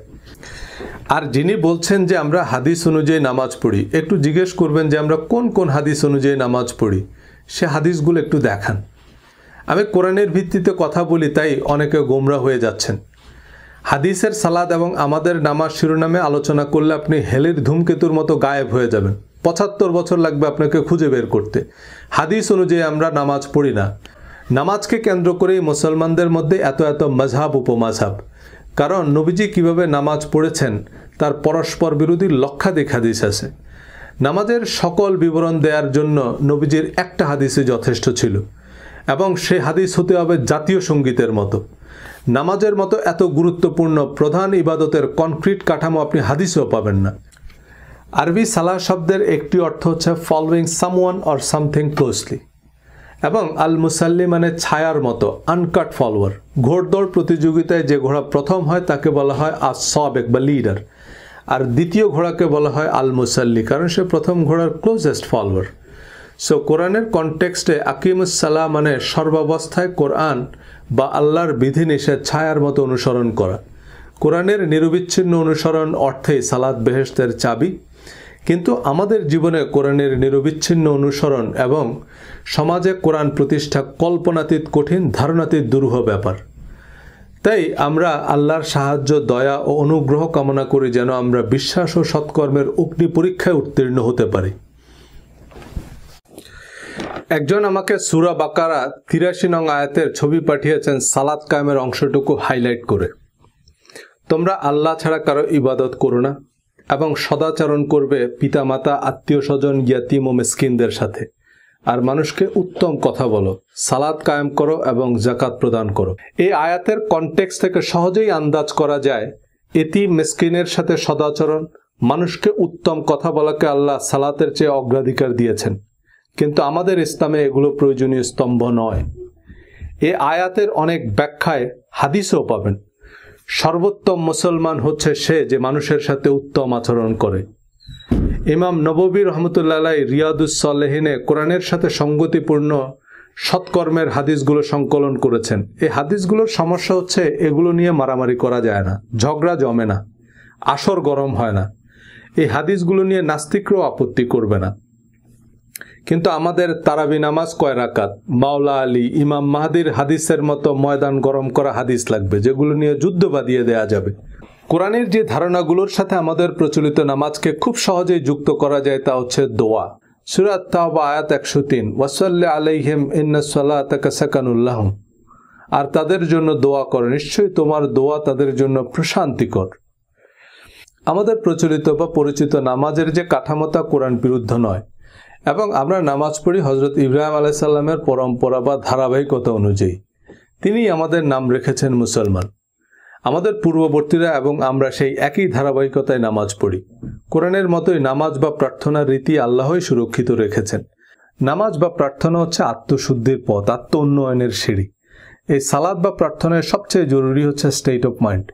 প্রার্থনার নির্দিষ্ট ফর্ম এবং ফরম্যাট আল্লাহ কোরআনে প্রোফাইল পিকচার হিসাবে সেট করে দিয়েছেন। সে নির্দিষ্ট ফর্ম এবং ফরম্যাটে আবেদন না করলে আবেদনপত্র গৃহীতই হবে না। প্রার্থনার আধ্যাত্মিক শক্তি অধ্যায়ে এবং ভিডিওতে আলোচনা করেছি বিস্তারিত। নামাজের প্রতি রাকাতে আমরা সূরা ফাতিহা পড়ি। সূরা ফাতিহায় আমরা যা বলি তা যদি আমরা আমাদের জীবনের জিপিএস হিসাবে সেট করি, আমরা কখনোই পথ হারাবো না। কিন্তু কতজন সূরা ফাতিহার অর্থ জানি, মর্মার্থ বুঝি? সূরা তাওবা ৬০ নং আয়াতে যাকাত ফরজ করা হয়েছে, কিন্তু এই আয়াতে যাকাত নয়, আল্লাহ সাদাকা বা দান শব্দটি ব্যবহার করেছেন। সাদাকাকে আমরা যাকাত বলছি। কেন বলছি? রোগ জটিল করতে। কোরআন যেটাকে ঈমান বলছে, আমরা সেটাকে আকীদা বলছি। সহিহ আকীদার দোকান খুলতে। সহিহ আকীদা শব্দটাই তো সহিহ নয়। আল্লাহ ঈমান বলেছে, ঈমান বা বিশ্বাসের তালিকাও দিয়েছেন। এর বাইরে নতুন নতুন বিশ্বাসের শর্ত জুড়ে পাইকারি হারে কাফের মোরতাদের ফতোয়া দেওয়ার লাইসেন্স কে দিল? আহলে কোরআন নামেও একটা লিমিটেড কোম্পানি আছে, এরা বেশিরভাগই কার্যত আহলে কোরআন না। আবার আহলে কোরআনকে ভ্রান্ত প্রমাণ করার সুবিধার্থে অনেকে তাদের হয়ে কিছু কল্পিত মতবাদ তৈরি করেছে, তাদের জল্পিত কল্পিত ইতিহাস তৈরি করেছে, তাদের ভ্রান্ত ভ্রষ্ট বিশ্বাসের ফিরিস্তি শোনাচ্ছেন। কোরআনের নামেও লিমিটেড কোম্পানি খোলার অনুমতি দেয় না। কোরআনের বরাত দিয়ে কে কি বলল তাকে নিয়ে আমার গবেষণা করার কি দরকার? আমার কাছে সত্য মিথ্যার পার্থক্যকারী কোরআন আছে। আপনি কোরআন খুলে দেখুন। কোরআনের উল্টা কথা বললে সে আহলে কোরআন নয়, আহলে আবু জেহেল। কিন্তু কোরআনের কথা বললে তাকে ভ্রান্ত বলাটা কি কোরআনকে প্রশ্নবিদ্ধ করা নয়? আহলে কোরআনের মতো লিমিটেড কোম্পানি হাদিসের নামেও আছে অসংখ্য। আহলে হাদিস বা আহলে সুন্নাহ মানে কোরআনের চেয়েও আরও বাড়তি কিছু করেন, কিন্তু বাস্তবে কোরআন বহির্ভূত কিছু রীতি রেওয়াজ নিয়ে মারামারি করলেও কোরআনের সাথে সঙ্গতিপূর্ণ হাদিস মানে না। কোরআনে বিশ্বাস ও সৎকর্মের যে তালিকা তা হাদিসও সমানুপাতিক গুরুত্বের সাথেই আলোচনা করা হয়েছে, কিন্তু আমাদের ধর্মচর্চায় সেসব হাদিসও অগ্রাধিকার পায়নি। ইমাম আবু হানিফা এবং নাসিরউদ্দিন আলবানী সহ অন্যান্য ইমামরাও বিশ্বাস ও সৎকর্মকে যথাযথ গুরুত্বের সাথেই আলোচনা করেছেন। এমনকি আমাদের আলেম ওয়াইজেনরাও তা গুরুত্বের সাথেই আলোচনা করেন, কিন্তু তা আমাদের মনোযোগ আকর্ষণ করে না। হাদিস, মাযহাব, তাফসির, মাহফিল, জীবন জিজ্ঞাসা যেখানেই যাই আমাদের প্রশ্ন আজওয়া খেজুরের ফজিলত, রোজার নিয়ত কি মাইকে করতে হবে না মুখে করলেও হবে, মহিলাদের প্রজেক্টরে ওয়াজ শোনা যাবে কিনা ইত্যাদি জীবনের সাথে সম্পর্কহীন বিষয়াদি। একজন কৃষক জানে যত তাড়াতাড়ি সে আগাছা চিহ্নিত করে তা উপড়ে ফেলতে পারবে ততই তা তার জন্য সাশ্রয়ী। কারণ আগাছা তার সার, সেচ, পরিচর্যায় ভাগ বসায় কিন্তু কোনো ফল দেয় না। শস্যের চেয়ে আগাছা আলাদা করতে এবং তা উপড়ে ফেলতে কৃষক বিশেষ ধরনের নিড়ানি ব্যবহার করে। ধর্মের আগাছা তুলতে সে অব্যর্থ নিড়ানি হচ্ছে কোরআন। আপনি তামাম জাহান ঘুরে যত সোনাদানাই সংগ্রহ করেন, দিন শেষে কোষ্ঠী পাথর হচ্ছে কোরআন। কোরআন বলবে সে সোনা আসল না নকল, 22 ক্যারেট না 24 ক্যারেট। অনেকে দাবি করেন আরবি ভাষা ব্যাকরণ না বুঝলে কোরআন যথাযথভাবে বোঝা সম্ভব নয়। ভালো কথা, তো সেই আরবি ভাষা ব্যাকরণ জানা আন্তর্জাতিক খ্যাতিসম্পন্ন মুফাসসিরে কোরআন আরবি তেলাওয়াত করে অতঃপর বাংলাতে তর্জমা করেই বোঝাবেন এবং আপনি শেষ পর্যন্ত ওই বাংলাটুকুই বুঝবেন। কোরআনের প্রসিদ্ধ অনুবাদ আরবি ভাষা ব্যাকরণ আনুষঙ্গিক বিষয়াদি জানা আলেমরাই করেছে। ইসলামিক ফাউন্ডেশনের কোরআন অনুবাদ ডক্টর মোহাম্মদ শহীদুল্লাহর মতো ভাষাবিদ, আল্লামা কাশগরির মতো বিজ্ঞ আলেমদের সমন্বয়ে গঠিত কমিটিই করেছে। ইংরেজি অনুবাদে বাজেট আরও বেশি, কিন্তু এক একজন এক এক রকম তাফসির, শানে নজুল, ইতিহাস যোগ করে সোজা জিনিসকে উল্টো বোঝাবে। সেটা না বুঝলে আবার মুরতাদ। কোরআন অনুযায়ী অভিজাত সুন্দর পোশাকই ইসলামী পোশাক। আল্লাহ বলেছেন, হে নবী আপনি বলুন, কি হারাম করেছে আল্লাহর সৌন্দর্য উপকরণ যা তিনি তার বান্দাদের জন্য সৃষ্টি করেছেন। আল্লাহ নবীকে বলতে বলেছেন, আর মুমিন নারীদেরকে বলো তারা যেন তাদের দৃষ্টি সংযত রাখে এবং তাদের প্রাইভেট পার্ট আবৃত রাখে। একই শব্দ একই কথা পুরুষদের জন্য। মুমিন পুরুষদের বলো তারা যেন তাদের দৃষ্টি সংযত রাখে আর প্রাইভেট পার্ট আবৃত রাখে। এর অতিরিক্ত মহিলাদের ওড়না দিয়ে বুক ঢেকে রাখতে বলা হয়েছে আর একটা চাদর ঝুলিয়ে দিতে বলা হয়েছে আভিজাত্যের প্রতীক হিসাবে, যাতে তাদের অ্যাবিউজড করা না হয়। সূরা আহজাবে আল্লাহ বলেছেন এটা উত্তম যাতে তাদের চেনা যাবে যে তারা অভিজাত এবং স্বাধীন মহিলা, যাতে তারা অ্যাবিউজড বা বৈষম্যের শিকার হবে না। কিন্তু মাথাকে প্রাইভেট পার্ট বানানো, ওড়নাকে হিজাব আর চাদরকে নিকাব বানানোর জন্য দুনিয়ার তাফসির জড়ো করছি।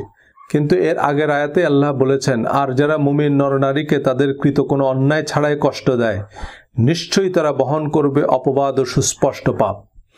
এই দুই আয়াতের মধ্যেই কোনটা পাপ আর কোনটা সাধারণ সামাজিক গাইডলাইন, এটা বুঝতে কি আপনার আল আজহার ইউনিভার্সিটিতে পড়া লাগবে? কিন্তু পোশাক নিয়ে কোরআনের বক্তব্য তুলে ধরায় অনেক ধর্মপ্রাণ মানুষ অকথ্য ভাষায় গালাগাল করলেন, হত্যার হুমকিও দিয়েছেন। আমি কোরআনের কথাই বলেছি, আপনার বাড়ির কোরআন খুলে দেখুন, ভুল বললে রেফারেন্স সহ কমেন্ট করুন। খ্রিস্টানদের ক্রুশে যে যিশুর মূর্তি আছে তাতে যিশুর দাড়ি আছে। তার মানে দাড়ি যদি কোনো নির্দিষ্ট ধর্মের প্রতীক হয় তবে সবার আগে তা খ্রিস্ট ধর্মের প্রতীক। দাড়ির হাদিসগুলো পরস্পর বিরোধী। মুশরিকদের বিরোধিতা করো, দাড়ি বড় করো, গোপ ছোট করো। মুশরিকদেরও দাড়ি ছিল, তো দাড়ি রাখলে মুশরিকদের বিরোধিতা হয় কি করে? দাড়ি, বোরখার ভিডিও এবং ইসলামী পোশাক অধ্যায়ে বিস্তারিত রেফারেন্স সহ আলোচনা করেছি। কোরআন যেসব জিনিসকে হারাম বা ফরজ করেছে সে সম্পর্কে স্পষ্ট করেই হুররিমাত আলাইকুম, তোমাদের উপর হারাম করা হয়েছে, বা সুদকে হারাম করা হয়েছে, তোমাদের উপর রোজাকে ফরজ করা হয়েছে, তোমাদের জন্য হালাল করা হয়েছে, এমন শব্দ ব্যবহৃত হয়েছে। এছাড়া যেগুলো শাস্তিযোগ্য অপরাধ সেখানে পাপ কাজ, শয়তানের কাজ, শাস্তি, দুঃসংবাদ, জ্বলন্ত অগ্নিকুণ্ডে নিক্ষেপ করা এই জাতীয় শব্দ ব্যবহার করা হয়েছে। কিন্তু কোরআনের 3 চিমটি লবণের রেসিপিকে 3 কেজি লবণে পরিণত করে যে শরবত আমরা বানিয়েছি তা আমরাই গিলতে পারছি না। ভিন্ন ধর্মাবলম্বীদের সম্পর্কে কোরআন অধ্যায়ের আলোচনা মূলত সংশ্লিষ্ট ধর্মাবলম্বীদের উদ্দেশ্যে। ভিন্ন ধর্মাবলম্বীদের সম্পর্কে কোরআনের এই উদারনৈতিক বক্তব্যে অনেক অমুসলিমরাও কোরআনের প্রতি শ্রদ্ধা প্রদর্শন করে কমেন্ট করলেও অনেকে কোরআনের সেই আয়াতগুলোকে বাতিল বলে দিয়েছেন। কোরআনের কিছু আয়াত মনসুখ বা বাতিল এটা বিশ্বাস না করলেও নাকি আপনি কাফের। তবে কোরআনের কয়টা আয়াত মনসুখ হয়েছে তা নিয়ে ফুকাহায়ে কেরামদের মধ্যে মতভেদ আছে। তাতে 6 থেকে 600 আয়াত বাতিল হয়েছে বলে মত আছে। পছন্দ অনুযায়ী কোরআনের নির্দিষ্ট আয়াতকে বাতিল এবং সুবিধা মাফিক নবীজির বাণী ছাপানোর টাকশাল যার কাছে আছে তিনি তো স্পাইডারম্যানের চেয়েও ক্ষমতাধর। পশ্চিমে ইসলাম বিরোধী প্রচারণা যেমন রাজনৈতিক এবং অর্থনৈতিক কারণে ইহুদি খ্রিস্টান বিরোধী প্রচারণাও একই উদ্দেশ্যে। কোরআন ইহুদি খ্রিস্টান সহ সকল আহলে কিতাবকে মুসলিম বলেছে এবং বিশ্বাস ও সৎকর্মের শর্তে জান্নাতের প্রতিশ্রুতি দিয়েছে। আল্লাহ বলেছেন, ইব্রাহিম ইহুদিও ছিল না, খ্রিস্টানও ছিল না, সে ছিল একনিষ্ঠ মুসলিম। ঈসা আলাইসাল্লাম নিজেকে খ্রিস্টান বলেনি, মুসা আলাইসাল্লাম নিজেকে একবারও ইহুদি বলেনি, আমাদের নবীজিও নিজেকে শিয়া, সুন্নি বা সুফি বলেননি। সকল নবীরা নিজেদের মুসলিম বলে পরিচয় দিয়েছেন। আল্লাহ আমাদেরকে ইহুদি, খ্রিস্টান, হিন্দু, বৌদ্ধ, শিয়া, সুন্নি, আফ্রিকান, আমেরিকান এসব লিমিটেড কোম্পানির সদস্য হিসাবে চিনেন না। তিনি আমাদের ভিন্ন ভিন্ন জাতিতে সৃষ্টি করেছেন যাতে আমরা একে অপরকে চিনতে পারি, কিন্তু আমাদের বিবেচনা করবেন আমাদের বিশ্বাস ও সৎকর্ম অনুযায়ী। এই অধ্যায়ে আমরা বিভিন্ন ধর্মাবলম্বীদের সম্পর্কে কোরআনের বক্তব্য তুলে ধরব, যা মুসলিম অমুসলিম অনেকের কাছেই বেশ অপরিচিত মনে হবে। কারণ ধর্মের নামে বিভাজন, বিভক্তি, রক্তপাত যাদের পকেট ভারী করছে, তারা কোরআন বহির্ভূত বিভিন্ন উদ্ভট বক্তব্য একপেশে তথ্য উপত্য জোগাড় করে আমাদের একে অপরের মুখোমুখি দাঁড় করাতেই তৎপর। হিন্দু শব্দটা ধর্মীয় পরিচয় নয়, এটা ভৌগোলিক পরিচিতি। প্রচলিত হিন্দু ধর্ম সম্পর্কে কোরআনে স্পষ্ট বর্ণনা নেই। তারা সাবিন হিসাবে বিবেচিত কিনা তা আল্লাহই ভালো জানেন। তবে যারাই স্রষ্টা পরকালে বিশ্বাস করে এবং সৎ কাজ করে, কোরআন অনুযায়ী তারা উত্তীর্ণ। আর ধর্মের ভুল চর্চা বা শিরক, কুফরি, মুনাফিকে খুঁজতে আমাদের হিন্দু বাড়িতে যেতে হবে না। ইসলাম ধর্মেরই এমন হাজারো ভার্সন আছে যা দেখলে আপনিও বলবেন, ভাই আবার কেমন ধর্ম। এই কিম্ভূত কিমাকার ইসলামের সাথে কোরআনের কোনো সম্পর্ক নেই। কোরআন ভিন্ন ধর্মাবলম্বীদের সাথে ন্যায়সঙ্গত আচরণের নির্দেশ দিয়েছে। হিন্দু, মুসলমান, ইহুদি, খ্রিস্টান এসব বিভাজন প্রকৃতপক্ষে ধর্মীয় কারণে নয়, বরং রাজনৈতিক, অর্থনৈতিক কারণে। নাস্তিকদের মধ্যে যারা ধর্মকে বিদ্রূপ, উপহাস বা নবী রাসূলদের সম্পর্কে অবমাননাকর কথাবার্তা বলা বা লেখাকে মুক্ত চিন্তা মনে করেন, তাদের সাথে ধর্মীয় চরমপন্থীদের কোনো পার্থক্য নেই। নিউজিল্যান্ডের মসজিদে নিরীহ মুসলিমদের হত্যাকারী এবং এমন উগ্র বর্ণবাদী ধর্মবিদ্বেষীরা আল কায়দা বা আইএসএসের মতোই খুনি, সন্ত্রাসী। সবার উপরে মানুষ সত্য বাণী প্রচারের ক্ষেত্রে এটা মাথায় রাখতে হবে যে ধর্মবিশ্বাসীরাও মানুষ। তাদের সাথে ধর্মবিশ্বাসে ভিন্নমত সত্ত্বেও তাদের ভালোবাসতে না পারলে তা মানব ধর্ম নয়, ঘৃণা বা সন্ত্রাস ধর্ম। আর নাস্তিকরা নবীজির অবমাননার জন্য, চরিত্র হননের জন্য যেসব কথিত হাদিসের রেফারেন্স দেয়, তা আবু জেহেলদের রটানো মিথ্যা অপবাদ। সে 20 হাদিসের শরবত বানিয়ে আমাদের ধরিয়ে দিয়েছে। আমরা না পারছি গিলতে, না পারছি ফেলতে। ডক্টর আবদুল্লাহ জাহাঙ্গীর স্যার হাদিসের নামে জালিয়াতি বইয়ের ভূমিকায় লিখেছেন যে কোরআনের পাশাপাশি নবীজি সাল্লাল্লাহু আলাইহি সাল্লামের হাদিস পালনের গুরুত্ব যখনই মুসলমানরা মেনে নিল, তখনই ইসলামকে পলিউট করার জন্য বা অন্যান্য নানান উদ্দেশ্যে ইসলাম বিরোধীরা নবীজির নামে জাল হাদিস বানানো শুরু করে। আবার হাদিসও কোরআনের উপদেশগুলোর বিস্তারিত বর্ণনা আছে। সলফে সালেহিনরাও কোরআনের অনুসরণই করেছেন, অলিয়া উলিয়ারাও তাই করেছেন। কোরআন, হাদিস, ফিকহুল আকবর তো বড় বিষয়। আজমের শরীফের খাদেমরাও যদি খাজা মাইনুদ্দিন চিশতির জীবন ও কর্মের অনুসরণ করত, আমরা অনেক ভালো ইসলাম পেতাম। হাদিস অস্বীকার করলে যদি কাফের হয়, তবে এই পৃথিবীতে একজন মুসলমানও নেই। ডক্টর আবদুল্লাহ জাহাঙ্গীর স্যার, আল্লামা শফি বা কোনো শাইখুল হাদিস যখন কোনো হাদিসকে জাল বলেন, তার মানে তিনি সেই হাদিসকে অস্বীকার করছেন বা সেটাকে হাদিস হিসাবে মানছেন না। এখন কতগুলো হাদিস অস্বীকার করা যাবে বা কোন কোন হাদিস অস্বীকার করা কুফরি? মাওলানা তারেক জামিল সহি হাদিস মোতাবেক পাগড়ি পরাকে পায়জামা পরার মতোই জরুরি মনে করেন। ডক্টর আবদুল্লাহ জাহাঙ্গীর স্যার পাগড়ির সবগুলো হাদিসকে জাল বলেছেন এবং আহলে হাদিসের আলেমরা পাগড়ি পরাকে বেদাত বলেন। কিন্তু পাগড়ি তো একজন মানুষের মাথায় থাকে। নবীজিকে গোসল করতে দেখেছেন, তো পাগড়ি পরতেন কি পরতেন না এটা শিওর হতে পারেননি? মিলাদ কিয়ামের হাদিসগুলো হচ্ছে আহলে সুন্নাতের ট্রেড লাইসেন্স। আল্লামা শফি আবার মিলাদের তবরককে গু বলেছে। তো আমরা কোন কোম্পানির হাদিস নেব? আজ আমাদের কাছে কোরআন এতটাই সিরেমোনিয়াল যে তাফসিরুল কোরআন মাহফিলে আন্তর্জাতিক খ্যাতিসম্পন্ন মুফাসিরে কোরআনরাও বিটিভির অনুষ্ঠান সূচির মতো সুর করে কোরআন তেলাওয়াত করে হাদিসের লোকগাথা, কিচ্ছা কাহিনীর আলোচনা শুরু করেন। বিতর্কিত মাসলা মাসাইল নিয়ে দলাদলি, গালাগালি শুরু করেন। কোন হাদিস সহি, কোন হাদিস জাল, এই বিতর্ক বাহাসে নামেন। কিন্তু হাদিসের পিউরিটি সার্টিফিকেট দেওয়ার আমি আপনি কে? 50টা হাদিস পড়লে পরীক্ষায় 10টা হাদিস কমন পড়ে। 10-10-এ 100 নম্বরের পরীক্ষা। এক সপ্তাহ পড়ে পরীক্ষা দিলে হাদিসে ফার্স্ট ক্লাস পাওয়া যায়। মুহাদ্দিস মানে ওনার 11 লাখ হাদিস মুখস্থ এমন মনে করে বসে থাকার কোনো কারণ নেই।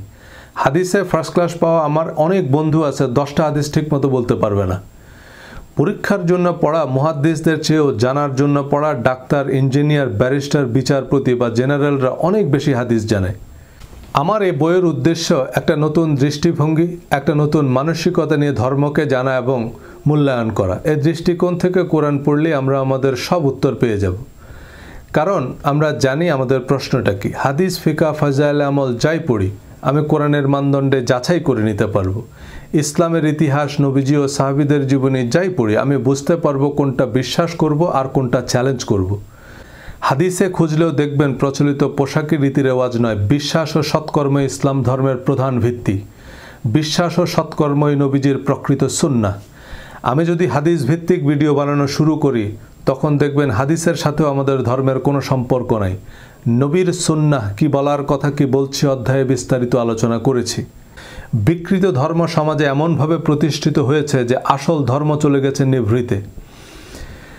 হাদিসকে কোরআনের মতো শরিয়ার উৎস বানানো শিয়া সুন্নি সহ অসংখ্য দল উপদলে বিভক্তির অন্যতম কারণ নবীজি সাল্লাল্লাহু আলাইহি সাল্লামের বিদায় হজ ও গাদিরে খুমের ভাষণ। বিদায় হজ্জের ভাষণে নবীজি সাল্লাল্লাহু আলাইহি সাল্লাম বলেছেন, আমি তোমাদের জন্য দুটি জিনিস রেখে যাচ্ছি, দুটি জিনিস আঁকড়ে ধরলে তোমরা পথভ্রষ্ট হবে না। একটি হচ্ছে আল্লাহর কিতাব, আরেকটি হচ্ছে আমার সুন্নাহ বা হাদিস। ধর্মপ্রাণ মুসলমান ও মাদ্রাসার ছাত্ররা এই হাদিস জাতীয় সঙ্গীতের চেয়েও বেশিবার শুনেছেন। হাদিসের এই জাতীয় সঙ্গীত সিয়াহে সিত্তা অর্থাৎ হাদিসের 6 প্রসিদ্ধ কিতাব বুখারী, মুসলিম, তিরমিজি, আবু দাউদ, নাসাই, ইবনে মাজার কোনো কিতাবে নাই। এমনকি মুসনাদ আহমদ, বাইহাকি, সহিহ ইবনে হিব্বান ও দারিমি শরীফের মতো হাদিস গ্রন্থেও নেই। বরং সহিহ মুসলিমের বর্ণনা অনুযায়ী আমি তোমাদের মাঝে একটি জিনিস রেখে যাচ্ছি যা দৃঢ়ভাবে আঁকড়ে ধরলে তোমরা পথভ্রষ্ট হবে না, আর তা হচ্ছে আল্লাহর কিতাব। সুনান আবু দাউদের বর্ণনা, আমি তোমাদের মধ্যে একটি বিশেষ বস্তু রেখে যাচ্ছি, আমার পর যদি তোমরা তা মজবুতভাবে ধারণ করো তবে তোমরা কখনো গোমরা হবে না, আর তা হচ্ছে আল্লাহর কিতাব। আল্লাহর কিতাবের সাথে নবী পরিবারের অনুসরণের কথা আছে, তবে তা গাদিরে খুমের ভাষণ, বিদায় হজের ভাষণ নয়, যা শিয়ারা ঈদ উল গাদির নামে প্রতি বছর উদযাপন করলেও সুন্নিরা গাদিরে খুমের হাদিস মানে না। হাদিসের সত্যতা নির্ণয়ের নাকি বিজ্ঞানসম্মত পদ্ধতি আছে যা মদিনা ইউনিভার্সিটিতে পড়ানো হয়, যদিও এই বিজ্ঞান তেহরান ইউনিভার্সিটিতে গিয়ে অজ্ঞান হয়ে আছে। দুই ইউনিভার্সিটির সহিহ হাদিসের তালিকা আলাদা। সর্বপ্রথম ইমাম মালিক হাদিস সংগ্রহ সংরক্ষণের সফল ও আনুষ্ঠানিক উদ্যোগ নেন। তিনি মদিনার অধিবাসী ছিলেন, 93 হিজরিতে জন্ম, অর্থাৎ নবীজির ইন্তেকালের 83 বছর পর জন্ম। তিনি প্রায় 1 লক্ষ হাদিস সংগ্রহ করেছেন। এই 1 লক্ষ হাদিস থেকে যাচাই বাছাই করে 1800 হাদিস মুয়াত্তায় স্থান দিয়েছেন। বাকি 98,000 হাদিসকে তার মিথ্যা ও বানোয়াট মনে হয়েছে। নবীজির ইন্তেকালের প্রথম শতকেই সাহাবী তাবেঈদের যুগে খোদ মদিনাতেই যদি 1800 হাদিসের বিপরীতে লক্ষাধিক বানোয়াট কথা রটতে পারে, সলফে সালেহিনরাই রটাতে পারে, তো 1500 বছর পর ঢাকা বা নিউ ইয়র্কের অবস্থা কি হতে পারে? হিজরি 80 সালে জন্মগ্রহণকারী সর্বকালের অন্যতম শ্রেষ্ঠ ইসলামিক স্কলার ইমাম আজম আবু হানিফা বয়সে ইমাম মালিকের 13 বছরের বড়। সমসাময়িক কালের মানুষ হলেও হাদিসের গ্রহণযোগ্যতা নিয়ে এই দুইজন জগৎ বিখ্যাত ইসলামী পণ্ডিতের দ্বিমত স্পষ্ট। এই দ্বিমতের কারণেই হানাফি ও মালিকি দুটি ভিন্ন সুন্নি মেযহাবের সৃষ্টি হয় ইসলামের প্রথম শতকেই। ইমাম আহমদ ইবনে হাম্বল ইমাম আবু হানিফা ও ইমাম মালিকের ছাত্র ছিলেন, কিন্তু তার সংকলিত মুসনাদ আহমদ ইবনে হাম্বলে প্রকাশনী ভেদে 27,000 থেকে 40,000 হাদিস আছে, যার অন্তত 80% হাদিস ইমাম মালিক ও ইমাম আবু হানিফা হাদিস বলেই গণ্য করেননি। ইমাম শাফি ও ইমাম মালিকের ছাত্র ছিলেন, কিন্তু বলা বাহুল্য তার সহিহ হাদিসের তালিকা তার সমসাময়িক কালে 3 জন জগৎশ্রেষ্ঠ ইমামের চেয়ে ভিন্ন ছিল। এই প্রধান 4টি মাযহাব ছাড়াও অসংখ্য ক্ষুদ্র ও মাঝারি লিমিটেড কোম্পানি আছে ইসলামে, যার পুঁজি এ হাদিস সহি, এ হাদিস জাল। একই সময়ে একই পদ্ধতিতে সহিহ হাদিসের গ্রন্থ প্রণয়নের উদ্যোগ নেন সর্বকালের অন্যতম সেরা 2 মুহাদ্দিস ইমাম বুখারী ও তার ছাত্র ইমাম মুসলিম। কেবলমাত্র সহিহ হাদিসের সংকলন বিধায় বুখারী ও মুসলিম শরীফের শুরুতে সহিহ শব্দটা জুড়ে দেওয়া হয়। সহিহ মুসলিমে প্রায় 12,000 হাদিস আছে, যাতে 4,000 ইউনিক হাদিস। বুখারী শরীফে 7,000 হাদিস থেকে পুনরাবৃত্তি বাদ দিলে ইউনিক হাদিস আছে 2230টি। ইমাম মুসলিম প্রায় 600 রাবির হাদিস গ্রহণ করেছেন, যাদের ইমাম বুখারী বিশ্বস্ত বলে গণ্য করেননি। ইমাম বুখারীর হাদিসের সত্যতা যাচাইয়ের যে পদ্ধতি ছিল তা ছিল মূলত ইস্তেখারা বা ধ্যান। ধ্যান বা স্বপ্নযোগে প্রাপ্ত সিদ্ধান্ত কি বিজ্ঞানসম্মত বা গ্রহণযোগ্য এভিডেন্স? ধ্যান বা স্বপ্নের বৈজ্ঞানিক ব্যাখ্যা থাকতে পারে, কিন্তু কারো স্বপ্নে দেখা সাক্ষ্যের উপর কোনো বিচারিক সিদ্ধান্ত নেওয়া যায়?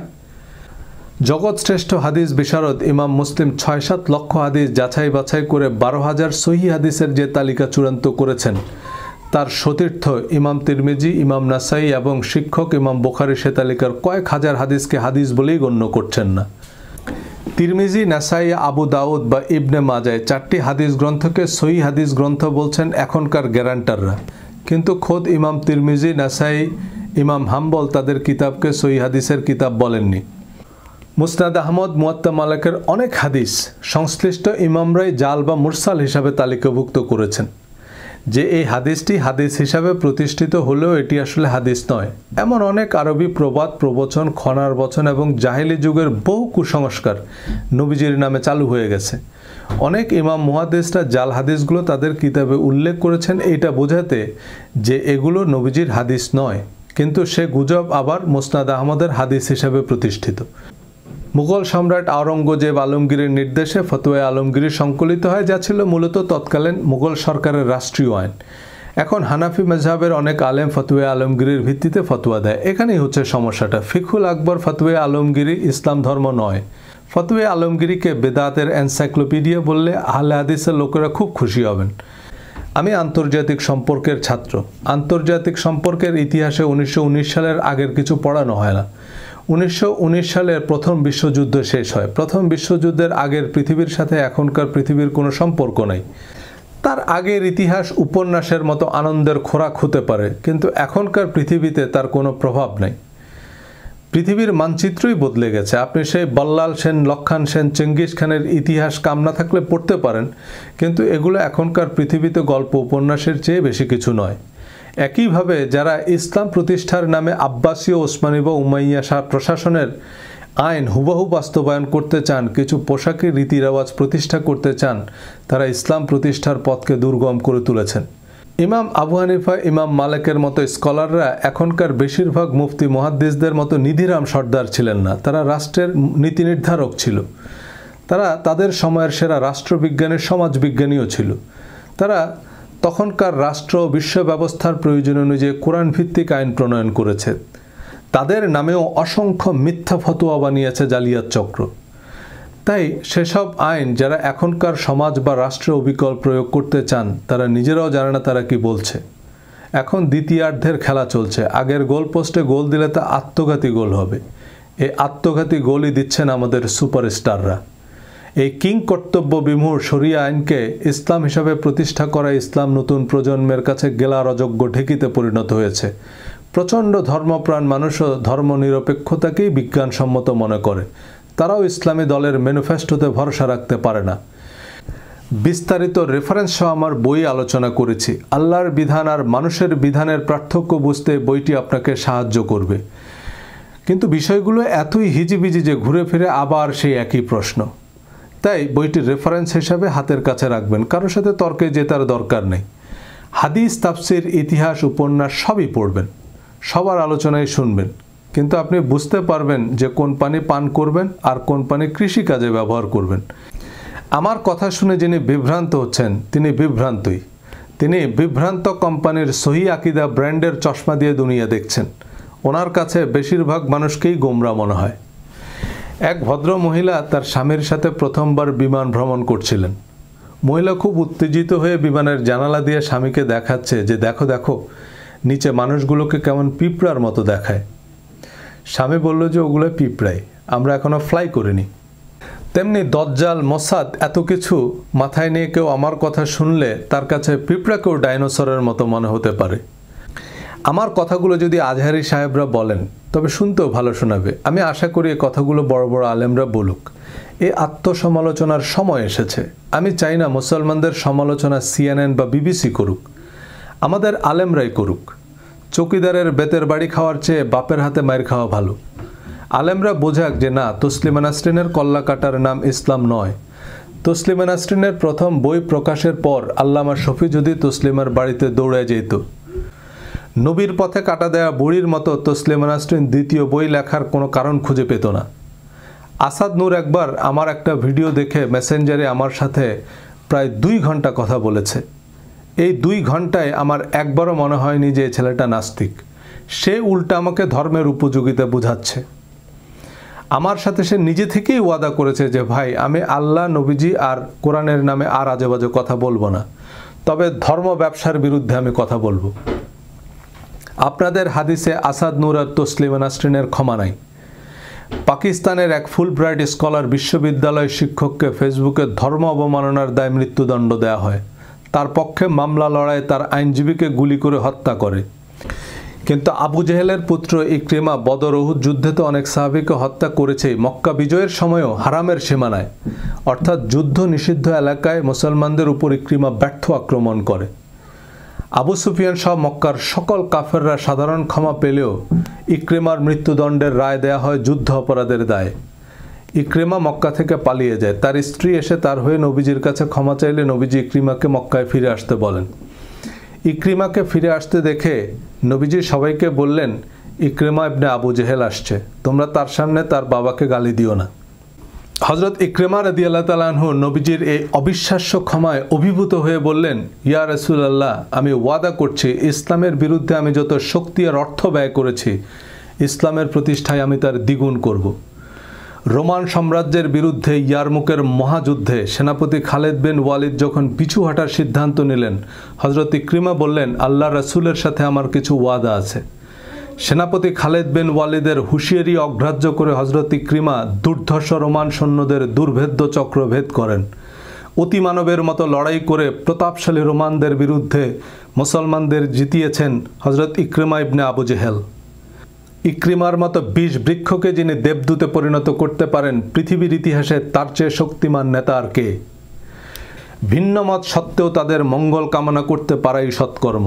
ইকরিমার মতো জঘন্য যুদ্ধাপরাধীকে নিঃশর্ত ক্ষমা ও উপযুক্ত মর্যাদা দিতে পারাই নবীর সুন্নাহ। এই বিশ্বাস ও সৎকর্মের দুর্গম গিরিপথ অতিক্রম করতে আল্লাহ আমাদের সহায় হন এবং আমাদের সৌভাগ্যবানদের অন্তর্ভুক্ত করুন। সবাইকে ধন্যবাদ। আসসালামু আলাইকুম।